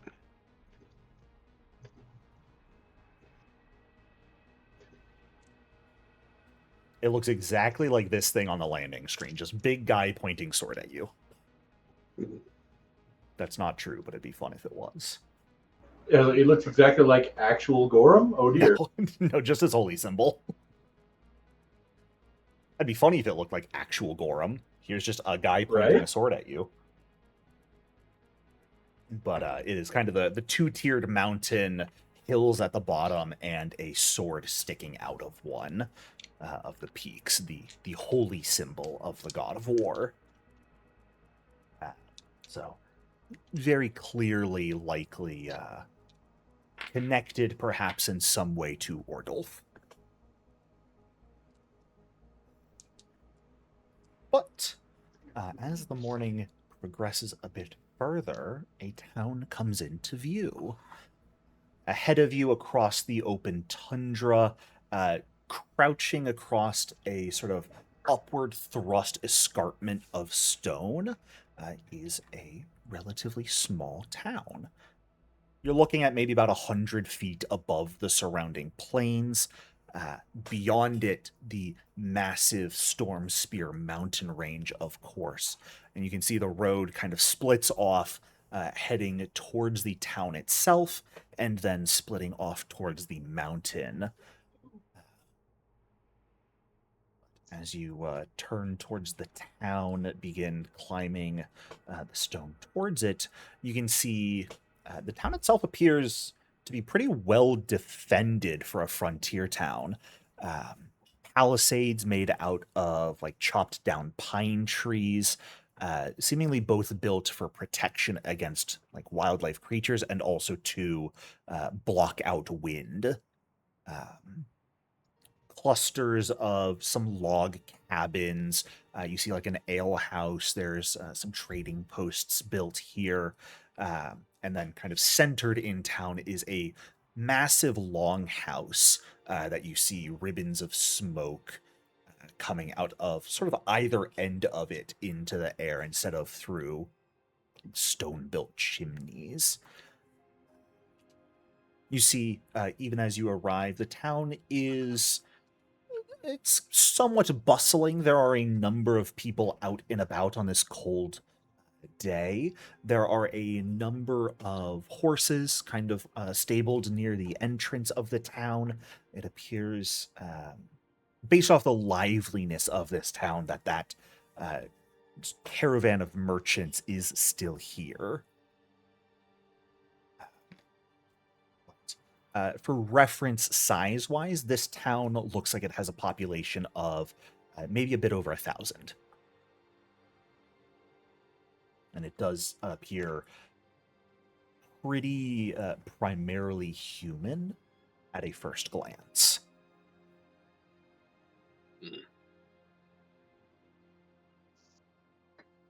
But... well, I think you will hold on to your bet, Vosk. I think you will be the ugliest one here. Wait, you took that bet? Oh my god, that was a sucker's bet.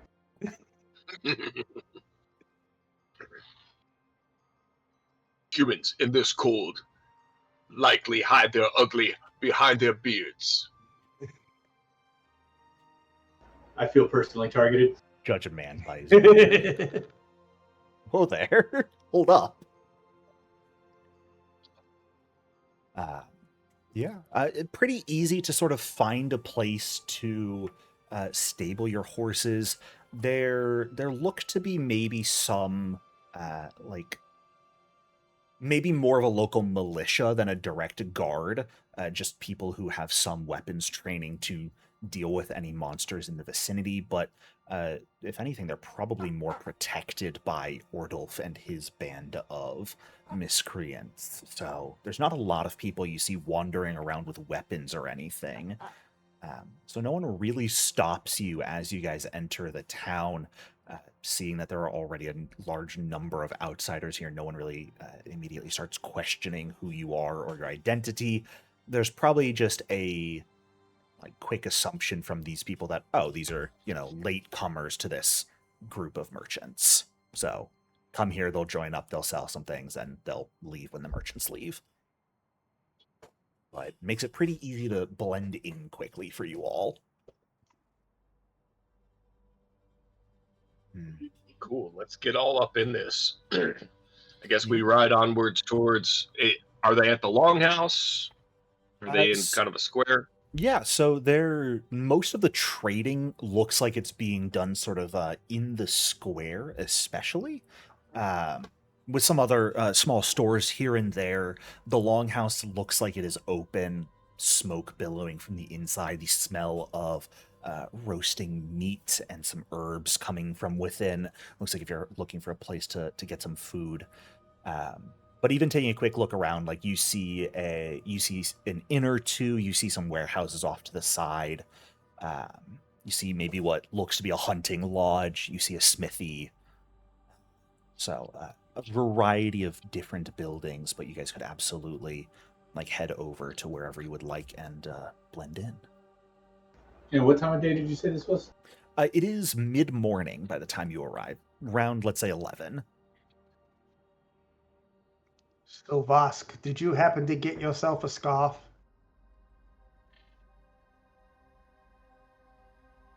Got myself animal pelts. It seems to be common in this area.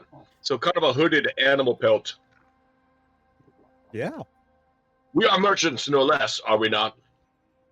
Surely they have seen orc before. I'd actually even say, I'd go so far as to say you see a number of orcs and Dromar that seem to be townsfolk themselves. Orcs definitely not uncommon. All right, we just make our way into town then and kind of blend in. Yeah, absolutely. Blending in a way that, merchants were here. Buy, sell, be merry. Yes, so one of the things about Lucian is he does like to fall into his parts, even though he doesn't have a very good deception or diplomacy, but he liked to fall into his parts. So yeah. Please come, we're here to sell. Where can we go? We have so much. Well, I mean, if you're looking to sell, you can set up a stall wherever's free. And by set up a stall, I mean put a blanket or something down. You can always go around to people. If you've got supplies specifically, then I don't know. Ganilla, you can find her at her store. Cranold over at the warehouses is always looking to buy things. So, kind of do whatever you want. Talk to people, buy, sell things. Kind of just your business is your own. So, as long as you're not stealing, go about your methods. Probably best not to threaten people either, but some people like that.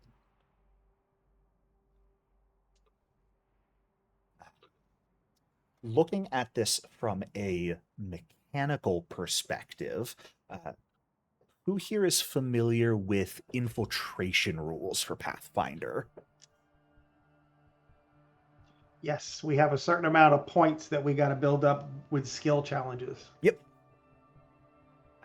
So we'll be doing kind of a hybrid of that from the mechanical perspective. While you guys are here in Glacier's Rest is a perfect time to sort of do the preparation for the actual infiltration. You've got 2 days here, Okay. at least while there are other merchants to blend in with. So you can absolutely give me your own ideas for what you would like to do. We'll probably break everything down into like half-day activities. But I have some ideas if you either don't have any you can come up with or just want to see what's already on the table to go off of potentially. This is that kind of preparation for the infiltration. Is a good time to do that. So, dubious knowledge that knows about organizations and cults, where I could use occultism to get into that. Would the fact that him being a priest of Goron or considered to be something that I can lean in that direction and just kind of work in the direction of dubious knowledge and try to gather some? Yeah, I'd say if you want to spend some time trying to sort of see what you can learn about like Ordulf himself and maybe even the base he set up, because if he truly That's is a exactly what I'm religious looking figure, for, is the base, yeah, how they're organized, what the hierarchy of the ranking is, what kind of protections do they have. That's what I'm looking for with the yeah, dubious absolutely. knowledge. Works for me. So we'll have you start out Why? with that. What about other people? What are you thinking? Well, I'm thinking several things, but my character is not set up to do any of them that I'm thinking of at the moment. I wasn't going to have us make the rolls quite yet, Lucian, because I just wanted to get a general idea what people were doing what, and then I'd specify some rolls to make. So yeah, so just what I was thinking of maybe gather information check to walk into the bars here and kind of talk about our target and not try to be direct about like tell me about him, but like start some like, hey, let's tell some cool stories about him so we get an idea of him. I'm also thinking of some society checks to learn more about maybe his abilities or some things that he's famous for. Yeah. I'm thinking, I guess I could theoretically do some stealth about like trying to go around and maybe and potentially thievery to like go around and maybe break into potentially some of the higher ranking officials in the area and see if they have any correspondence from either the target or from anyone that is in that area. Maybe they would have some information they had sent that could help us in some kind of way. I have lots of ideas, but other than potentially stealth and thievery, I've got none of these skills. Nice. So yes, Vosk, on the other hand, actually he does have religion. Okay. So I've got two patterns that I'd like to kind of thread between. One is when I get to be out on my own, I want to see the patterns of people. I want to see how people move, and I want to be watching for the flying patrols. Okay. So that I could assess direction. If I see the patrol come in one way, does it go back another? Does there seem to be a source from which these patrols come? Yeah. And then when I'm not, so as not to be obtrusive in my scouting, when I come back to town and I muckety muck as a merchant or merchant guard, whatever, I do want to hear about the people's religion. Sure. I want to understand more about their how this priest of Gorum is, Yeah. how he do what he do, how it impacts the people. What do you do? What is the point of you? Why are you? That's a question in and of itself. Fantastic. Savara, what about you? Anything off the top of your head you're thinking about? No, I really don't know, and I'm kind of I don't know. I Yeah. don't know what to do. Would you like as some a player, ideas? I'm kind of new. Yes, I would love ideas. Yeah. So, from what it sounds like, we've got the group kind of already looking into maybe Ordulf's capability, into some of the secrets of his base, which you guys would pretty quickly learn. The fortress he is at over in the mountains is called Crownhold. We've got Vask here, maybe even going out and taking a look at like patrols and whatnot.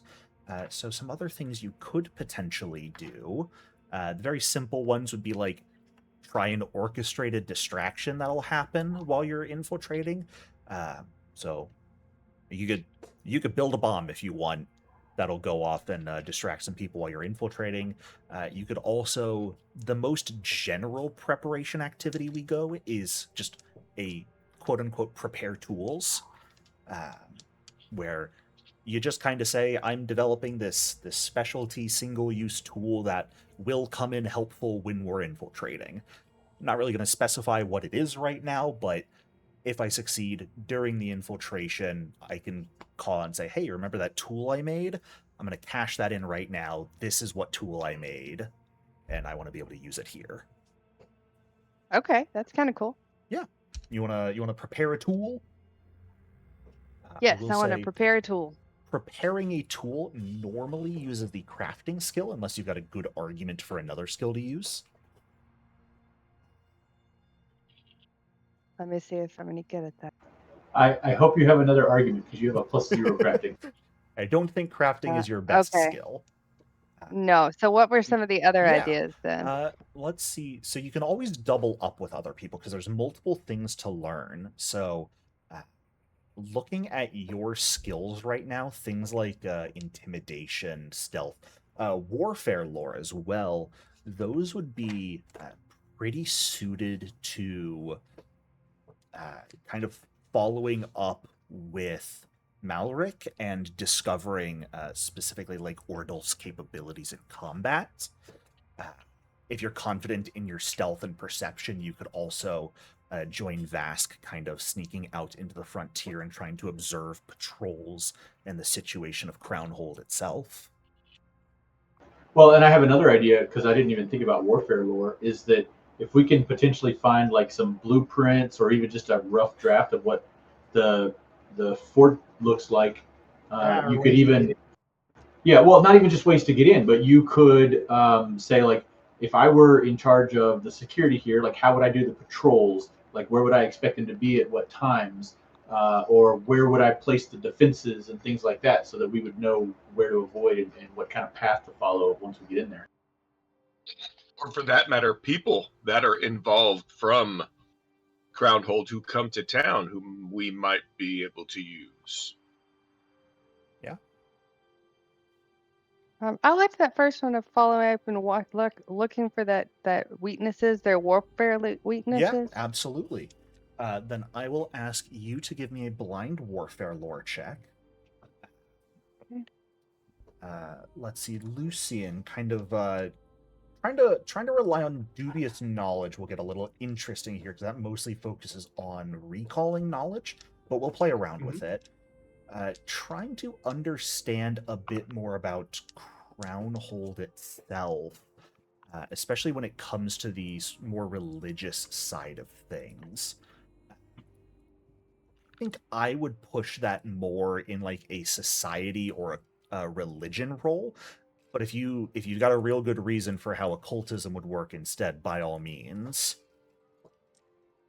Oh, that was another good idea too. Perhaps we could use some religion knowledge to try to find out if Gorum has any specific things like if they have to stop and pray at a certain time of day or anything like that, that might could help us too. I posted in chat what I sent Robin in PMs as just ideas that I was having of things we can do if anybody wants to use any of that info.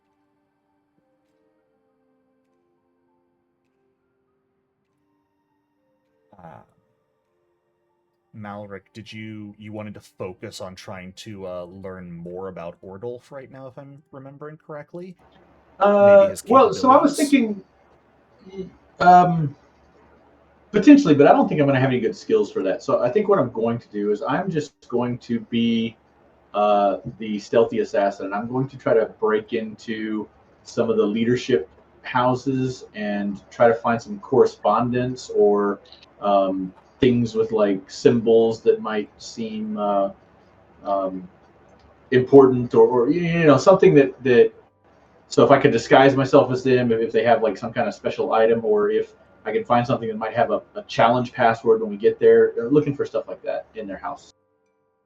Sure. Yeah. Then we'll have you start with a blind stealth check. Savara will have you roll blind warfare lore. How do I do that? If you go to the skill proficiencies tab of your character sheet, which is the tab that looks like an open hand, you should see there's the core skills there, and then right underneath that would be lore skills, which I believe for you are assassin lore and warfare lore right now.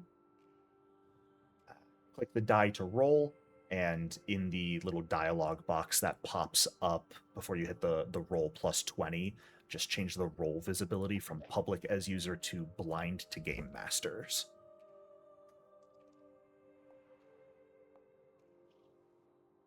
Perfect. I don't know. I'm guessing that did not do what I meant for it to do. I was trying to hit I hit shift and it just rolled without giving me the thing. So I guess it's a control. If you use shift, it makes it just roll without the dialogue box popping up. Yes, that is not what I wanted to do. I was trying to do control so that it would automatically assign it to blind. Which I don't think it's actually showing it right there, but this is a good time to bring it up since you guys are going to start making some stealth checks here. One thing everyone has access to as being Achaekek's blessed is you all have his minor boon right now, which is a one use throughout this whole campaign. If you would fail a stealth check, you can activate the boon to crit succeed instead. Now, Achaekek doesn't really want to see you using his boon to escape. He's going to get a little upset if you do. He mostly wants to see you using it to succeed or work on your infiltration or things like that. But that is something to keep in mind as you guys have access to that boon. So I do not want to use that boon for this task, but if I roll less than, let's say, an 8, I would like to try again with Mythic. Okay. Again, because it's blind, not typically going to give you the opportunity to Mythic reroll. Okay. I might occasionally, but that'll mostly be me messing with people and going, hey, I see your roll. Do you want to reroll it? All right. Well, in that case, beforehand, you might not have. I don't know. In that case, let's see what the story the dice want to tell is. Yeah. There's a gnat crawling on my computer screen, so if you see my camera shaking, I'm punching my screen trying to kill it. I'm a smart person. Lucian, which skill were you potentially thinking of using yourself here?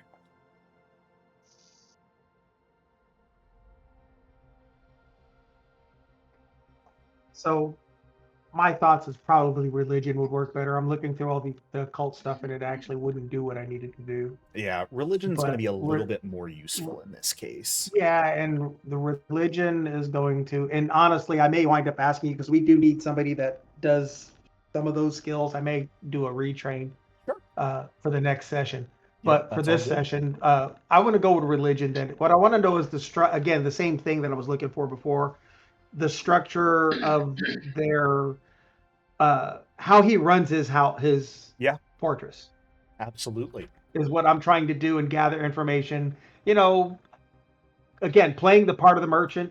I'll be going to the pubs, the different places, talking to the guards, and just trying to and talking to them about their religion and what I know of Gorum's religion, and this is what I've seen other places. What happens here? So that'll fall. I'll say this: that would fall best under diplomacy. You're gonna have the lowest DC if you choose to use diplomacy going that route. But you can Yep. certainly use religion. It's just gonna be a slightly higher DC. So it's fully your choice. Yeah, I'm gonna use religion for now That's because good. again, I only got a +2 in that, but my religion I've got a +23. And then Vask, you said you wanted to start doing some observation, figuring out routes. That's definitely going to need you to sort of get out unseen Survival. first. Okay. I'll allow survival. I'd say you'd have a slightly lower DC got with stealth. just pure stealth here. Let's go stealth. Yeah. Survival will be a good follow-up roll, either like survival or perception, but we'll start with just stealth here. So both of these rolls blind, please, Lucy and Vask.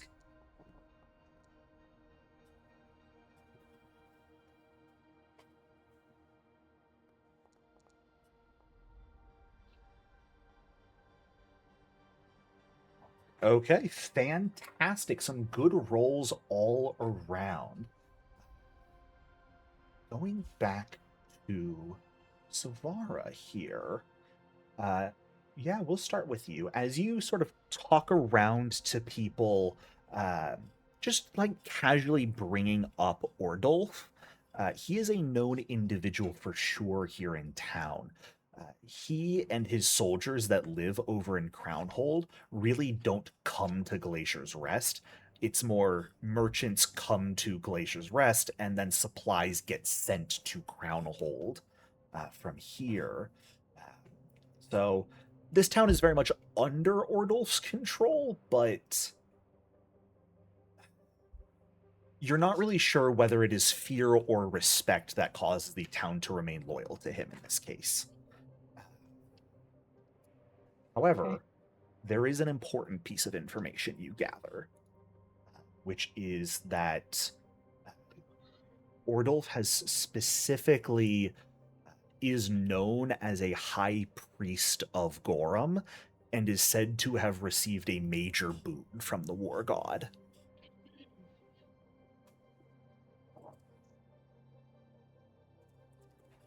Which, if we're Okay. going off of that as written, mechanically, having Gorum's major boon makes you quite difficult to kill.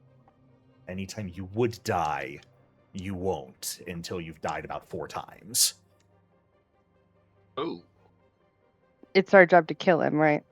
Yes. 4 Yeah. times. Repeatedly. Kill There's him a till he's reason- dead. Does that not fall in line with what we've heard before? We've already heard he's difficult to kill, so You that have would heard fall that. in line. You might have an idea why now. Now we Yeah. know why. And specifically because it works off of the doomed condition, that basically means you need to kill him 4 times in one day. If you give him days to rest, then he will recover and continue to be a nuisance to kill. Malric, you start breaking into people's houses. You're doing very good at it. So we'll have you follow up with another check here in a moment to see what you might actually be able to find. That is a good enough roll that, for reference on your next roll here, you're going to get a +2 circumstance bonus. Ooh, did I get 2 nat 20s in a row? No, you did what I believe Lucian did earlier, which was a nat 20 immediately into a nat 18.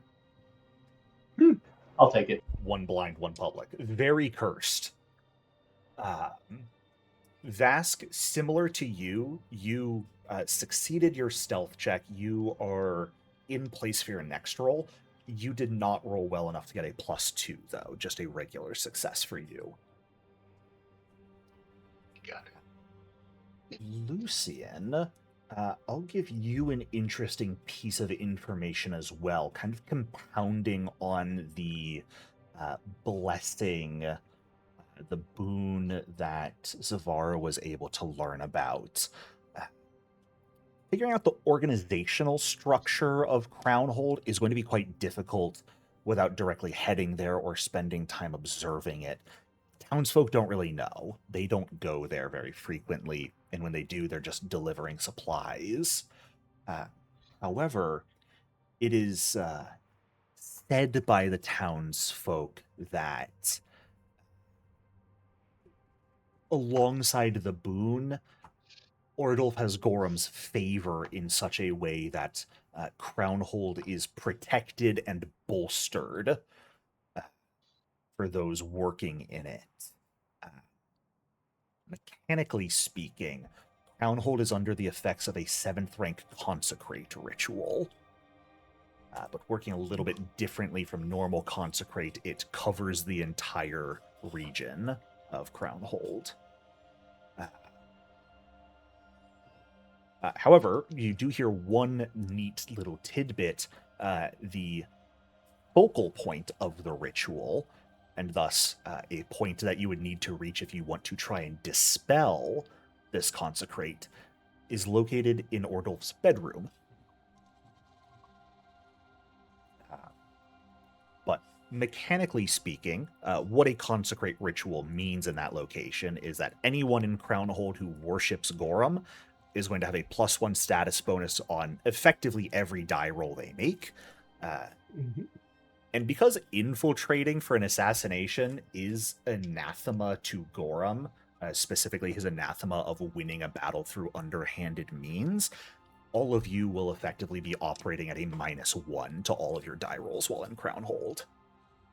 Unless you can get to and destroy the focal point of that ritual. Which is in the bedroom. Yes. In the bedroom. Wherever that would be. Oh, we didn't want to see that. No. We're just here for that thing. Any questions off of the information learned thus far?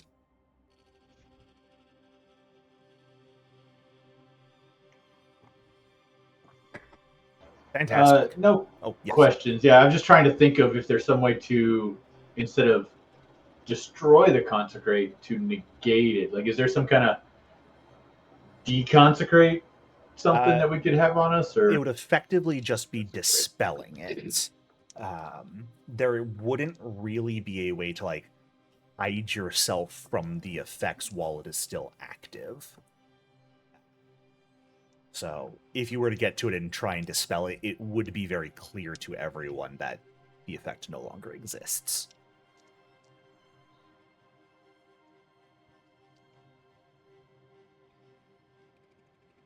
That's good. I just say we go in there underpowered and just win through sheer dice rolls and intelligence and mostly dice rolls.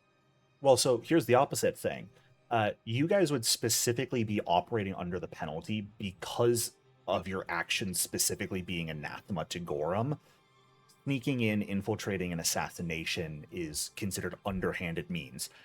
If you guys don't care about any of that and just want to kick down the front door and start killing everything in sight, that's not anathema to Gorum.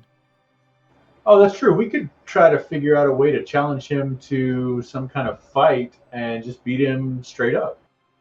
I'm sure a bunch of assassin-y built characters can beat a warrior built character straight up, right? Surely. 4 times?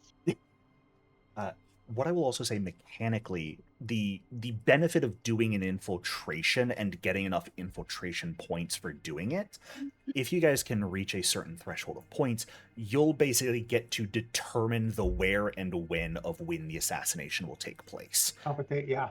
So you'll basically be able to we can wait for him to leave. Well, it'll be like a totally where and gonna when wait for him in to be on the Crownhold.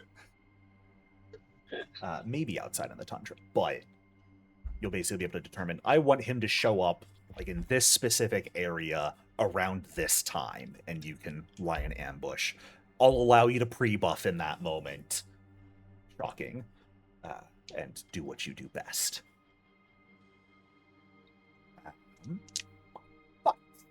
But as we move into sort of the second half of what you guys are able to get into today, You've already got sort of Vask and Malric looking around, seeing what can be figured out.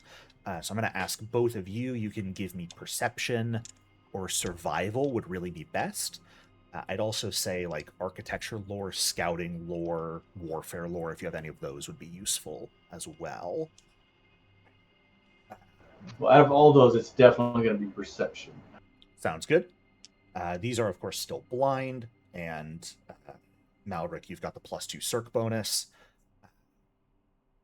Savara and Lucian, what would the two of you like to do with sort of your afternoon block of time here? And should I make a bomb? Yeah, you can. Orchestrating a distraction, I used a bomb as an example, but it could really be anything. It's just like designing some sort of attention-grabbing event. You can give me an exact description or just a die roll. That'll just occur while you are infiltrating. I'd say the best skills to do that would be like deception, performance, religion, society. But again, if you've got ideas for other skill checks and Yeah, what I'll look do that would take, you deception. can. Yeah, absolutely. Deception. Now, I don't know what I'll do because I'm not real creative, but I'm going to do something that's You're- going to be really obvious. You're just fine. Are you gonna schedule a burlesque show for the Gorumites? Absolutely. That's exactly what I was planning on There doing. you go. Or a pizza Distractions right delivery. there. And, Why is there a hole in the bottom of the box? Lucian, what are you thinking about here, if anything? So I'm gonna take and make use of my magics. I'm going to give myself an illusionary disguise and make my way up as close as I can and just kind of keep an eye on the front of the door just to see the activities and everything and the ways that we're looking to get in, what kind of activities going on around there. So Sure. stealth is what I'll use. Yeah, absolutely. So kind of catching up towards where Vask is right now. Mm-hmm. Absolutely. Go ahead and give me that stealth check. Savara, go ahead and give me that deception check. Blind still, please. I'll just say for posterity's sake, all rolls at the moment will be blind, unless I say otherwise. I closed my eyes. You're going above and beyond. Yes, I Really, went truly. totally blind.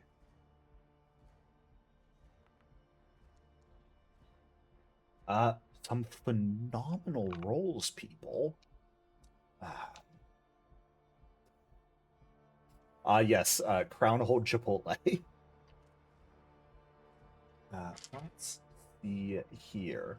Vask, would you do me a favor and just roll a d6 for me? You can roll it in Foundry, you can roll it in real life. I don't really care. Just roll a d6 and tell me the result. For my next step, I shall find dice. Ah. I already threw a D6 at the screen, but it didn't show up. Ooh, I hope that's good. I see it now. Thank you, V14 Foundry, Dice So Nice, for just letting me throw dice randomly for no reason. It is kind of fun to throw those. It really is. Previously, I had to make do with just picking up my own dice after I rolled, and for like the 2 seconds you have it before it fades, rolling it more. Now I can just have permanent dice on screen. This is for the YouTube video to keep people engaged. This is your discount Subway Surfers, me throwing dice. Sweet. Thanks for boosting the visual time, my analytics. Yeah, YouTube analytics on TTRPG is crazy.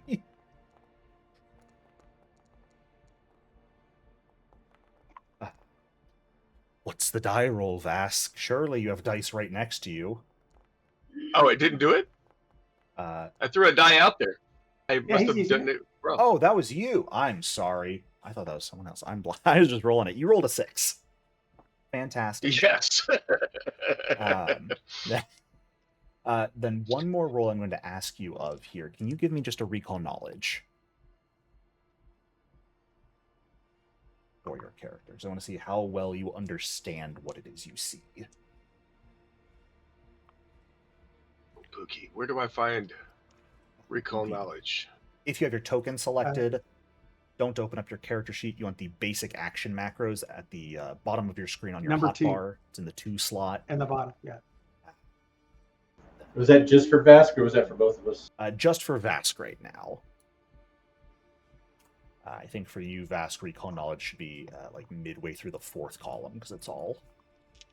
Boom. Oh my goodness, Just look something. at that. A bad roll for once.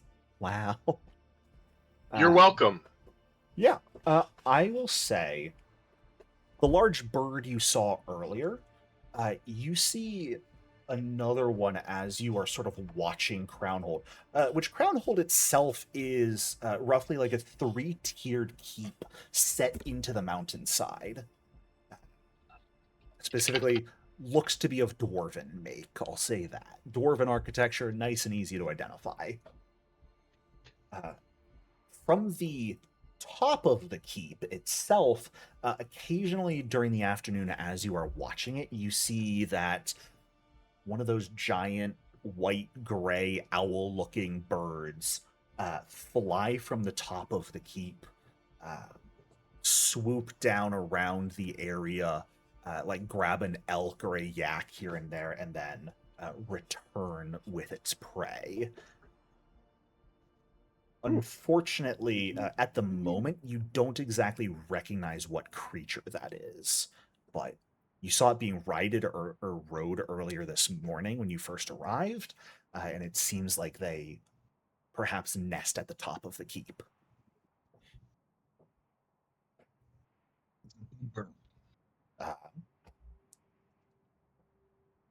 Zavara, you gave us a great distraction. I don't know what it is, but I'll let you choose. You guys can, you've got a distraction. You can choose to go off at some point now to potentially reduce your awareness mid-infiltration, as you will distract some people with it.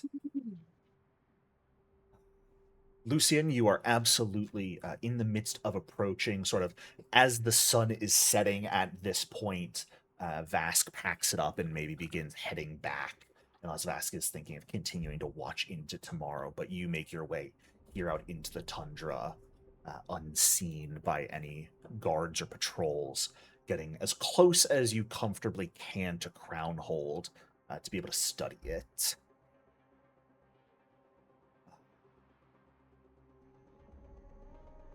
Lucian, as you spend some time breaking into people's homes, absolutely crazy. No one notices you do it, because who's going to be at home when there's work to be done during the day? Duh. You focus on looking around.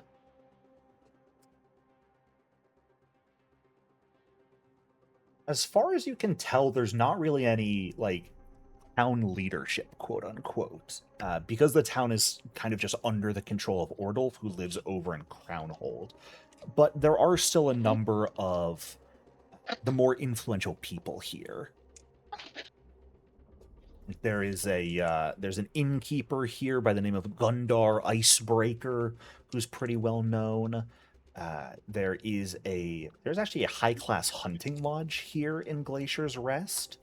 That its proprietor and owner is named Vid the Wise. There's a smithy, there's an apothecary, all of them, kind of the more influential people each run the best stores and places for merchants to go here in town. I feel like the hunting lodge is probably the best, with the apothecary being my number 2 slot. So yeah, absolutely. The hunting lodge, I think you probably turn away from pretty quickly. The outside looks grand and inviting. Like, that's a high-class hunting lodge. You go inside and are immediately hit with the smell of cheap booze and not well kept interior.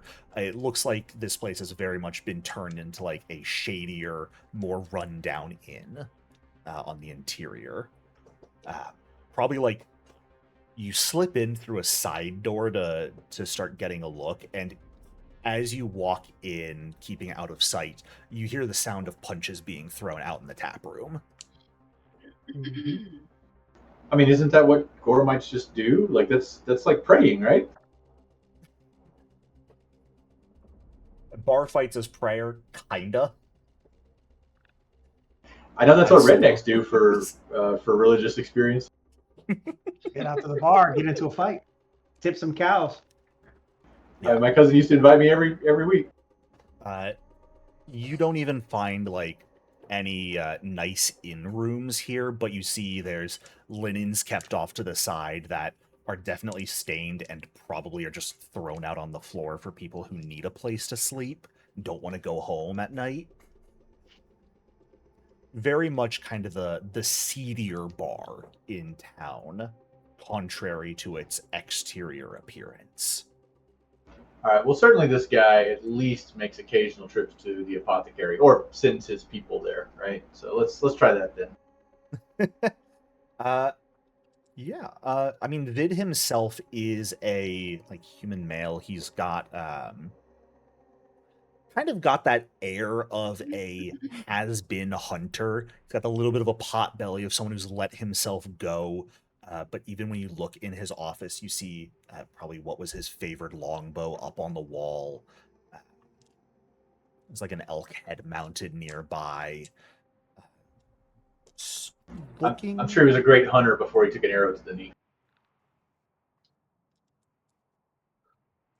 He wasn't that cool. He just gave up. No Skyrim jokes allowed. Shame. Shame. I've never even played Skyrim. Oh no. It's just a phrase too far into the cultural zeitgeist. Yeah, a little bit. Taking a look through his documents specifically,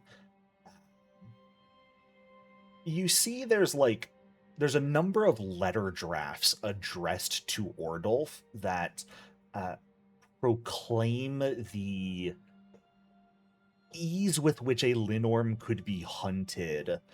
And there's a couple messages that almost look like they're trying to dissuade Ordulf from waging war on Trollheim and using the traditional way to become a ruler in the land of the Linorm kings. Which, for those of you who don't know, you got to kill a Linorm, which is basically a wiggly dragon. Really. That seems like amazing information. So we should totally try to set up this assassination attempt while he's going to hunt a Linorm. I mean, I'm sure that'll probably take months, but... Well, these are drafts of letters that look like they were going to be sent to try and convince him to basically give up on his current goal, which is wage war and take kingship that way. If anything, you might look at this as the way of someone who has lived in this place their whole life saying, please don't go against tradition. Like, think of this, don't do something that's going to get you killed by trying to wage a war here. A lot of letters take on a more pleading tone while they try to sound like advice.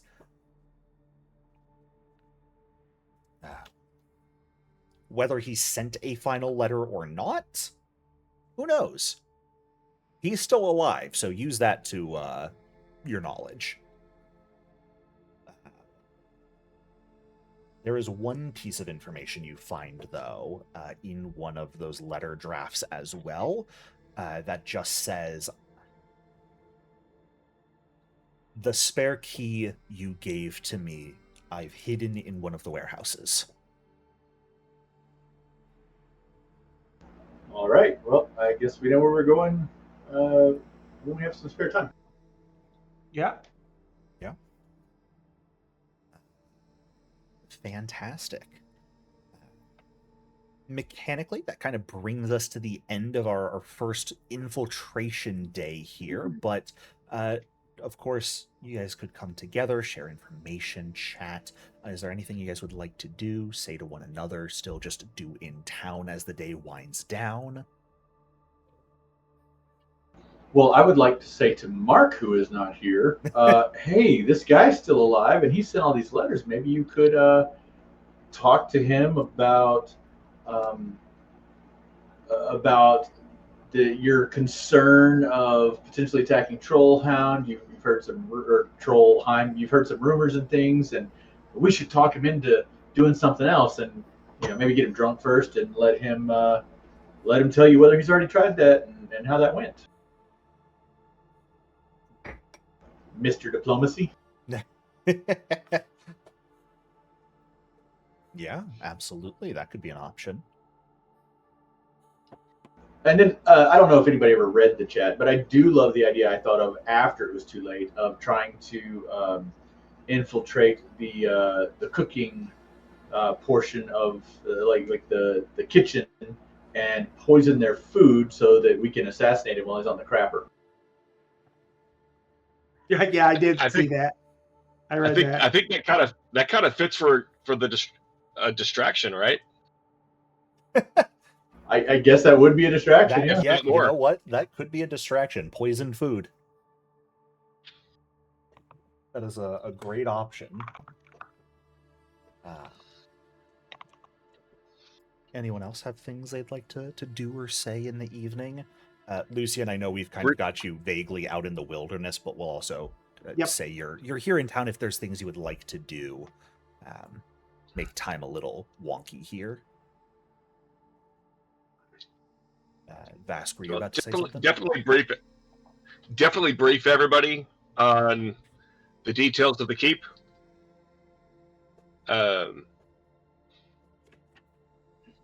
Obviously more of the patrols.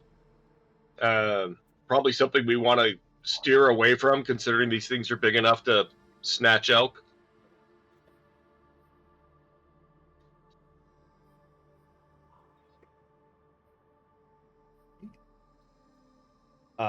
For reference, to give you a bit of size consideration, they looked a little something like this.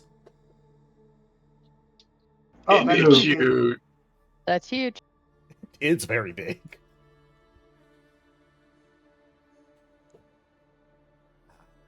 So wizard's familiar. Yes. If that wizard happens to be a cloud giant. Yeah, the opposite of a familiar. Yeah. Alrighty then. That'll kind of finish the your guys' first day here in Glacier's Rest. Pretty easy to find lodging. You could sleep outside, of course, but if you're looking for somewhere to stay warm, you could head to that hunting lodge, Hatchet and Barrel it's called, where Malric was infiltrating earlier if you want to sleep on the floor. But if you want an actual bed in an inn room, the Frosty Stein has just a couple stay at an rooms inn. left. I don't see why we wouldn't stay at an inn. I mean, it's not like anybody knows who we are. Yeah. And we're just merchants. That's Frosty Stein. They do have a couple rooms still available, so you guys could absolutely get some there. Coolness. And I think, like, as you guys head in, finishing your day up, there's people drinking, there's a warm atmosphere, smell of, like, fresh cooked stew kind of filling the air. You hear a, like, rowdy cheer as you see some of the servers carrying a pretty large block of ice out from the back room and setting it up on the main table. And you see a guy coming out from behind the bar, big, like, bear of a man, shedding his apron, cracking his knuckles, and look like he's winding up to punch a block of ice about his size.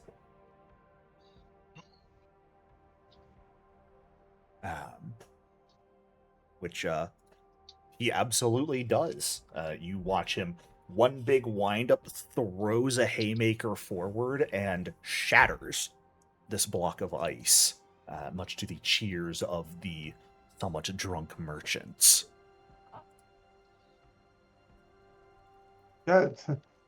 Here, good job. Hear him go. Quite They call irritating. me icebreaker for a reason. Let no man Well, question I my can skills most again. definitely see you did break some ice. Ah, Is that the extent of your abilities? Breaking ice? I mean, I could punch through other things probably, but it's a good demonstration. Big block of ice, punch through it. Kind of what I'm known for. Yeah, I mean, you're not Stonebreaker, right?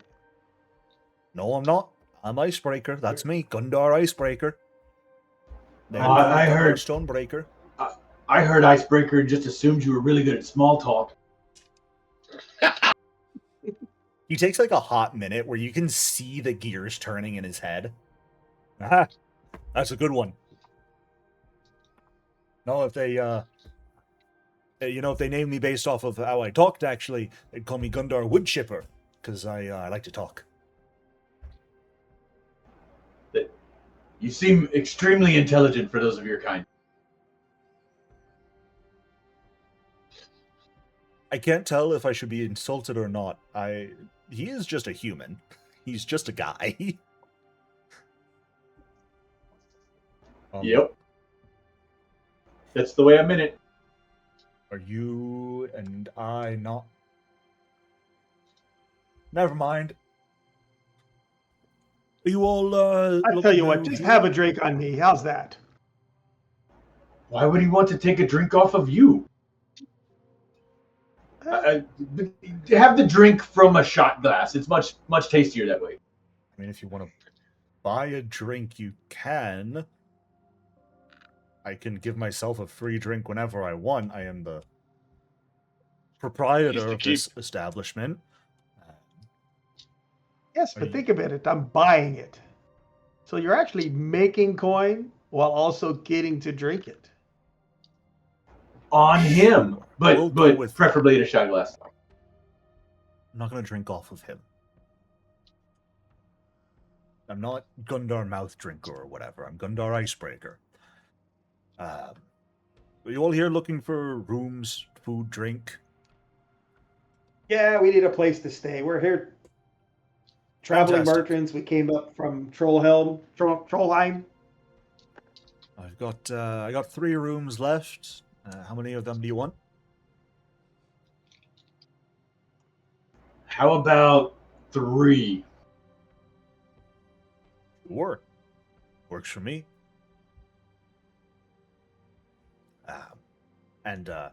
I'm sort of going off of similar with the like merchant goods and the horses earlier. Most of like food, drink, things that could be business expenses. You either preemptively get a bit of cash when you head out on a job from the Red Mantis, or would get reimbursed when you get back. Your guys' kind of choice, but I'm not gonna make you guys track those small expenditures, especially at this level. Oh, we don't have to save receipts and get reimbursed? Okay, good. Yeah. I don't think Follow- most people here follow know the travel concept Asher. of a receipt. The Red Mantis have a ERP system, and we just have to make sure we go into the expense management module. Precisely, yeah. To... Just have to track it. As long as it seems reasonable. There's people that embezzle a bit of coin every year. But the Red Mantis is wealthy enough, they can do that. It's planned. It's an expected loss. Yeah, exactly. They're like, look, it's Red Mantis, not red tape. Leave it alone. You guys are able to get a good night's sleep, though. Not going to make us roll for it at all, but I guess just as a curious question, since you could be considered to be in somewhat enemy territory at this point, do you guys do things like set watches, or are you just... It's a frontier town that's a couple miles away from where your target's base is. Are you just going to go to sleep? I have a There is no wonderful such alarm. thing as me being peaceful. We love a good old wand of alarm.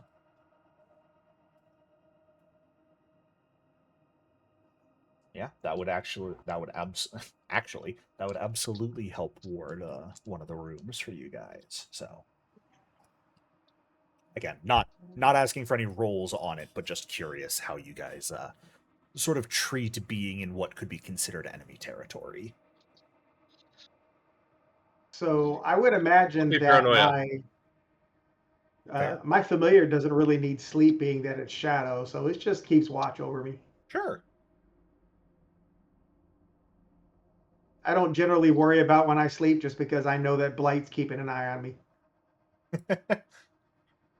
Blight just stands on the little night table and is just staring right at you. You Yeah. look fine. Why are you waking up? Go back You're to not sleep. convulsing in your sleep. Go back to sleep. That's my sleep tracker. Your heart rate was really good last night. You didn't roll around too much. No sleep apnea. Blight lets you know what your sleep deficit is at the end of the week. Yep. Ooh, you missed 2 hours this week. You gotta catch up. Phenomenal. And here on a new day, this is ostensibly the last day the merchants are going to be remaining. So probably the last good day to do prep work. You could certainly continue to do prep work around town after all the merchants leave, but with effectively all outsiders but you guys leaving, it would make interacting with townsfolk and blending in much more challenging at that point. But that's a problem for tomorrow. For the first half of today, at least, which will probably be our last thing that we do tonight. What would people like to do here in the morning?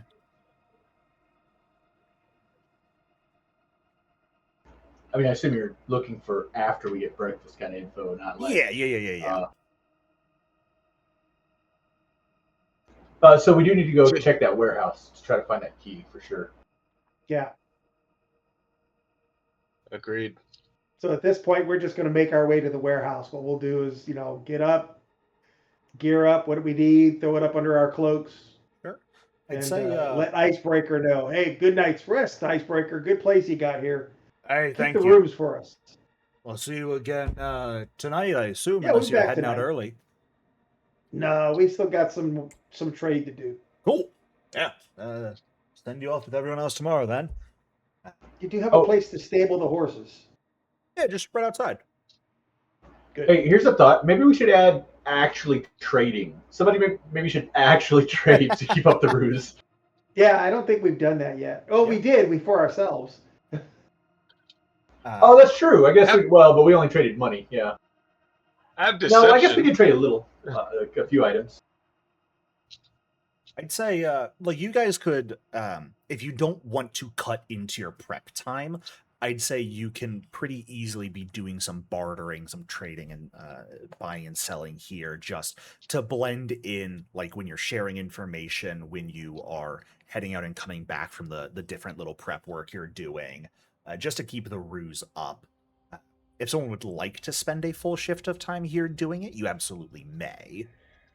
Yeah, I think that would be a good. And I know I have deception, and I think Vosk just said he has deception. Yeah. I'd also say you probably don't all have to try and swipe the keys if you don't want to. In fact, the more people that go, the more obvious it is that we're doing something stupid. Probably. Do you have a means, Malric? Do you have a means to contact us over a distance? I can yell pretty loud.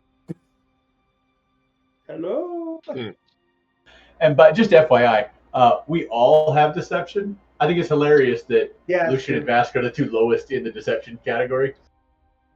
Oh, nice. Ah.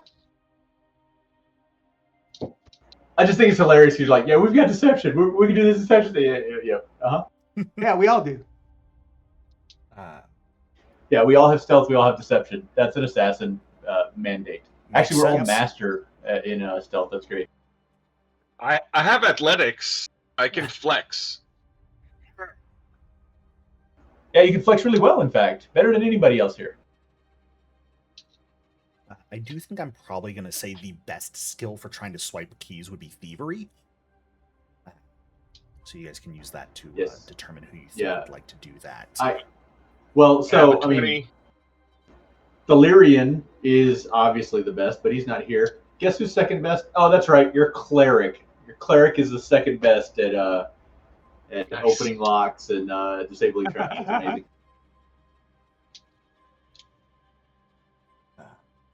Lucian, And by the way, Pat, I don't know if you know this or not, but if you go to the party tab, the overview, you can click on party skills. You can hover over every skill and see what everybody has. So Oh, that's kind of beast. yeah, no, it's amazing. I love it for that. Lucian, we did have you sort of at the end of yesterday do a roll for kind of approaching Crownhold. So if you would like, you could absolutely do like perception or survival to try and study it and see what's going on there as well if you'd like to. Got it coming. What about, I guess in that case, Vask and Savara? What would the two of you like to do here in the morning? I really don't know. Well, I'm just not the best at these things. you're good. Things can be done again. If you'd like to, head out in preparation to observe Crownhold, that would primarily be stealth. You could do that. You could absolutely try and orchestrate a second distraction if you would like. You could do some more conversation to try and see if there's more to learn about Ordulf or about Crownhold itself by talking to people. How about I do the stealth? Yeah, absolutely. And Vask, how about you? And we're still trying to figure out something about how we can get him out of consecrated territory as well. Trying to figure out how we can. We still haven't seen anything about Ordulf's patterns. It's like homie just camps at the castle or the keep. I wonder why. Because there's freaks like us out here trying to kill him. Who'd have thunk it? Trying to figure out if warfare lore, assassin lore can get us something that yeah, I mean, get us closer to the. I'd say you could use warfare lore to see if there's just generally more to learn about Ordulf. In this case, you're probably looking for like a critical success rather than a regular success at that point, but there is certainly more that could be potentially learned about him. Let's just roll a nat 20 and just let it go at that. Yeah, see what warfare happens. Lore. Or so they're all blind rolls, so we can't just re-roll. But maybe you could spend a mythic point preemptively to get legend or mythic on the roll. That depends on what your calling and feats are. If you have a feat that allows you to do that. Yeah. I believe specifically Vask's calling allows him to preemptively spend a mythic point for seeking and tracking. You can do it for sense motive. You can do it for seeking. Hiding. Yeah, that is. Well, you're kind of trying to seek and track anytime Oral or Ordulf, whatever, is not sitting on his king throne or porcelain throne, right? So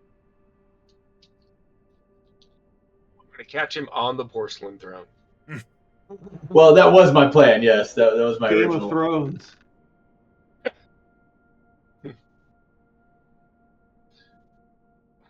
I just got it. It's a different kind of Game of Thrones.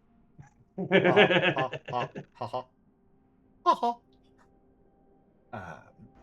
the funny one. Just ask Robin. Yeah, he's the funny one. There we go. All right, so I was rolling warfare lore. I believe so.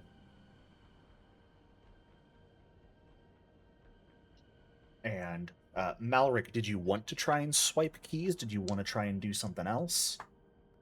I definitely want to try and swipe keys, yes. Then give me a thievery check. Notably, this is going to be one of our few rolls here that will not be blind. You may roll this public. Ooh. Public. Well, that's just a lot Let's of pressure. see the all of a sudden. roll. Give us a natural 20, man. Oh! Okay. You ask and you shall receive. Are you starting to think the odds are like in the wrong side, Jericho? No, I just desperately want to introduce your luck to some of my other players in other games whose luck is. Well, so I want to point out, usually when we play games, the heroes roll like crap and the villains roll really good. The same thing is happening. It's just the players happen to be the villains this time. Well, there you go. Alrighty. Savara, you absolutely make your way out into the wilderness. Lucian, if I could similarly get a d6 roll from you, we'll re-roll if it is 6. Because we already got that result.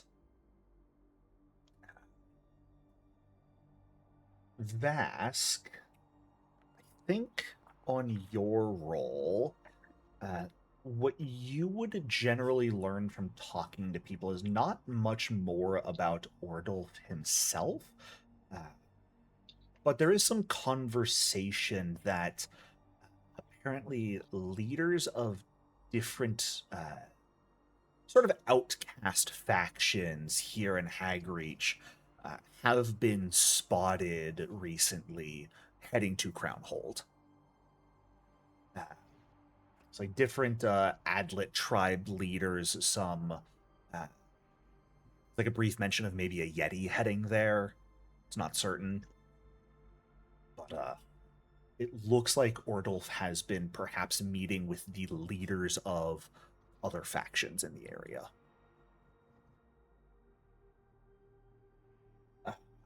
Gathering troops. Yeah.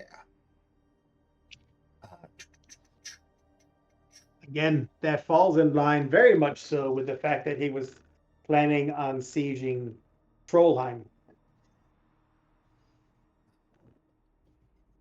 I would say Lucian. You notice the sort of the balcony of the second floor, where the first sort of tier of the fortress pulls back. You notice some siege weaponry upon it that does appear to have guards manning it pretty consistently throughout the morning. They look like ballista. Their effective turn would be springolds. I'm probably butchering the pronunciation of, but they are very similar to ballista, effectively massive crossbows that are some of the defenses and appear to be pretty constantly manned. Malric, on a nat 2041, goddamn, is absolutely, as you head into the warehouses, kind of near the outskirts of town, first you notice there are a lot of supplies that seem bound for Crownhold itself. Seems like any supplies the merchants brought in that were to be sold to Crownhold, not just Glacier's Rest, have been stored here to be transported to Crownhold itself. But as you spend... Oh, yeah? Is there any foodstuffs in there? There certainly are. Sweet. I might accidentally drop something in there while we're looking for that key. Well, we'll see what you do in the afternoon, because in the morning you find the keys pretty quickly.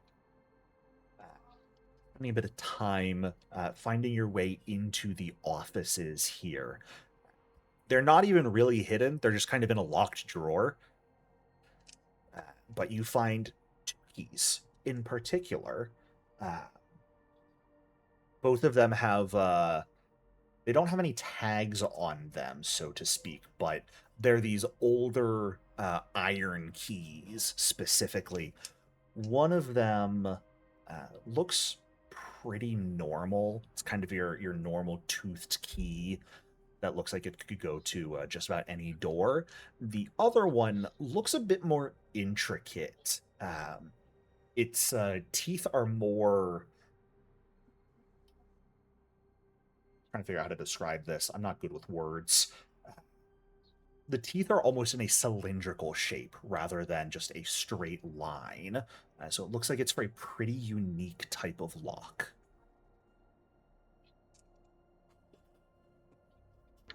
All right. I'll go ahead and take both of them, just Yeah. in case. Absolutely. Then on that note, as you guys sort of finish your morning preparations, bring us into early afternoon here, where you'll have one last chance to do things before merchants leave, and you choose whether you'd like to start infiltrating properly or continue some work. I think that is a perfect place for us to end off our session for tonight. So, Cool. thank you all so much for playing. Awesome. Thank you. Do hope you enjoyed. For reference, when we get into the infiltration proper, we are going to do it a bit hybrid, mixing normal actual exploration and some potential combat in Crownhold with the normal infiltration skill checks. So we'll get into that a bit more in depth when we actually start it next week. But that'll be when your exploration activity of like Red Mantis Assassination will actually start potentially finding some use, as well as the preparations you all have set up. Whatever today. preparations that. So, Yeah, if I remember right, they give us, based on how well we did, it's like bonuses to the actual infiltration, right? Yep. It reduces some skill checks and things. Reduces some skill checks. The big thing is that you guys will, based off of your preparations here, have a certain number of what we call leverage points in this case, which are effective turn a failure into a guaranteed success, instead of having to use a mythic point to re-roll. So we'll get into that next week. Sweet. Thank you. Have a good one. Stay safe, everyone. Thank you for running. Had fun. Yeah. Good times. Thank Thanks you. for running. Thanks for playing. Catch you guys next week. Have a good one. Catch y'all next week.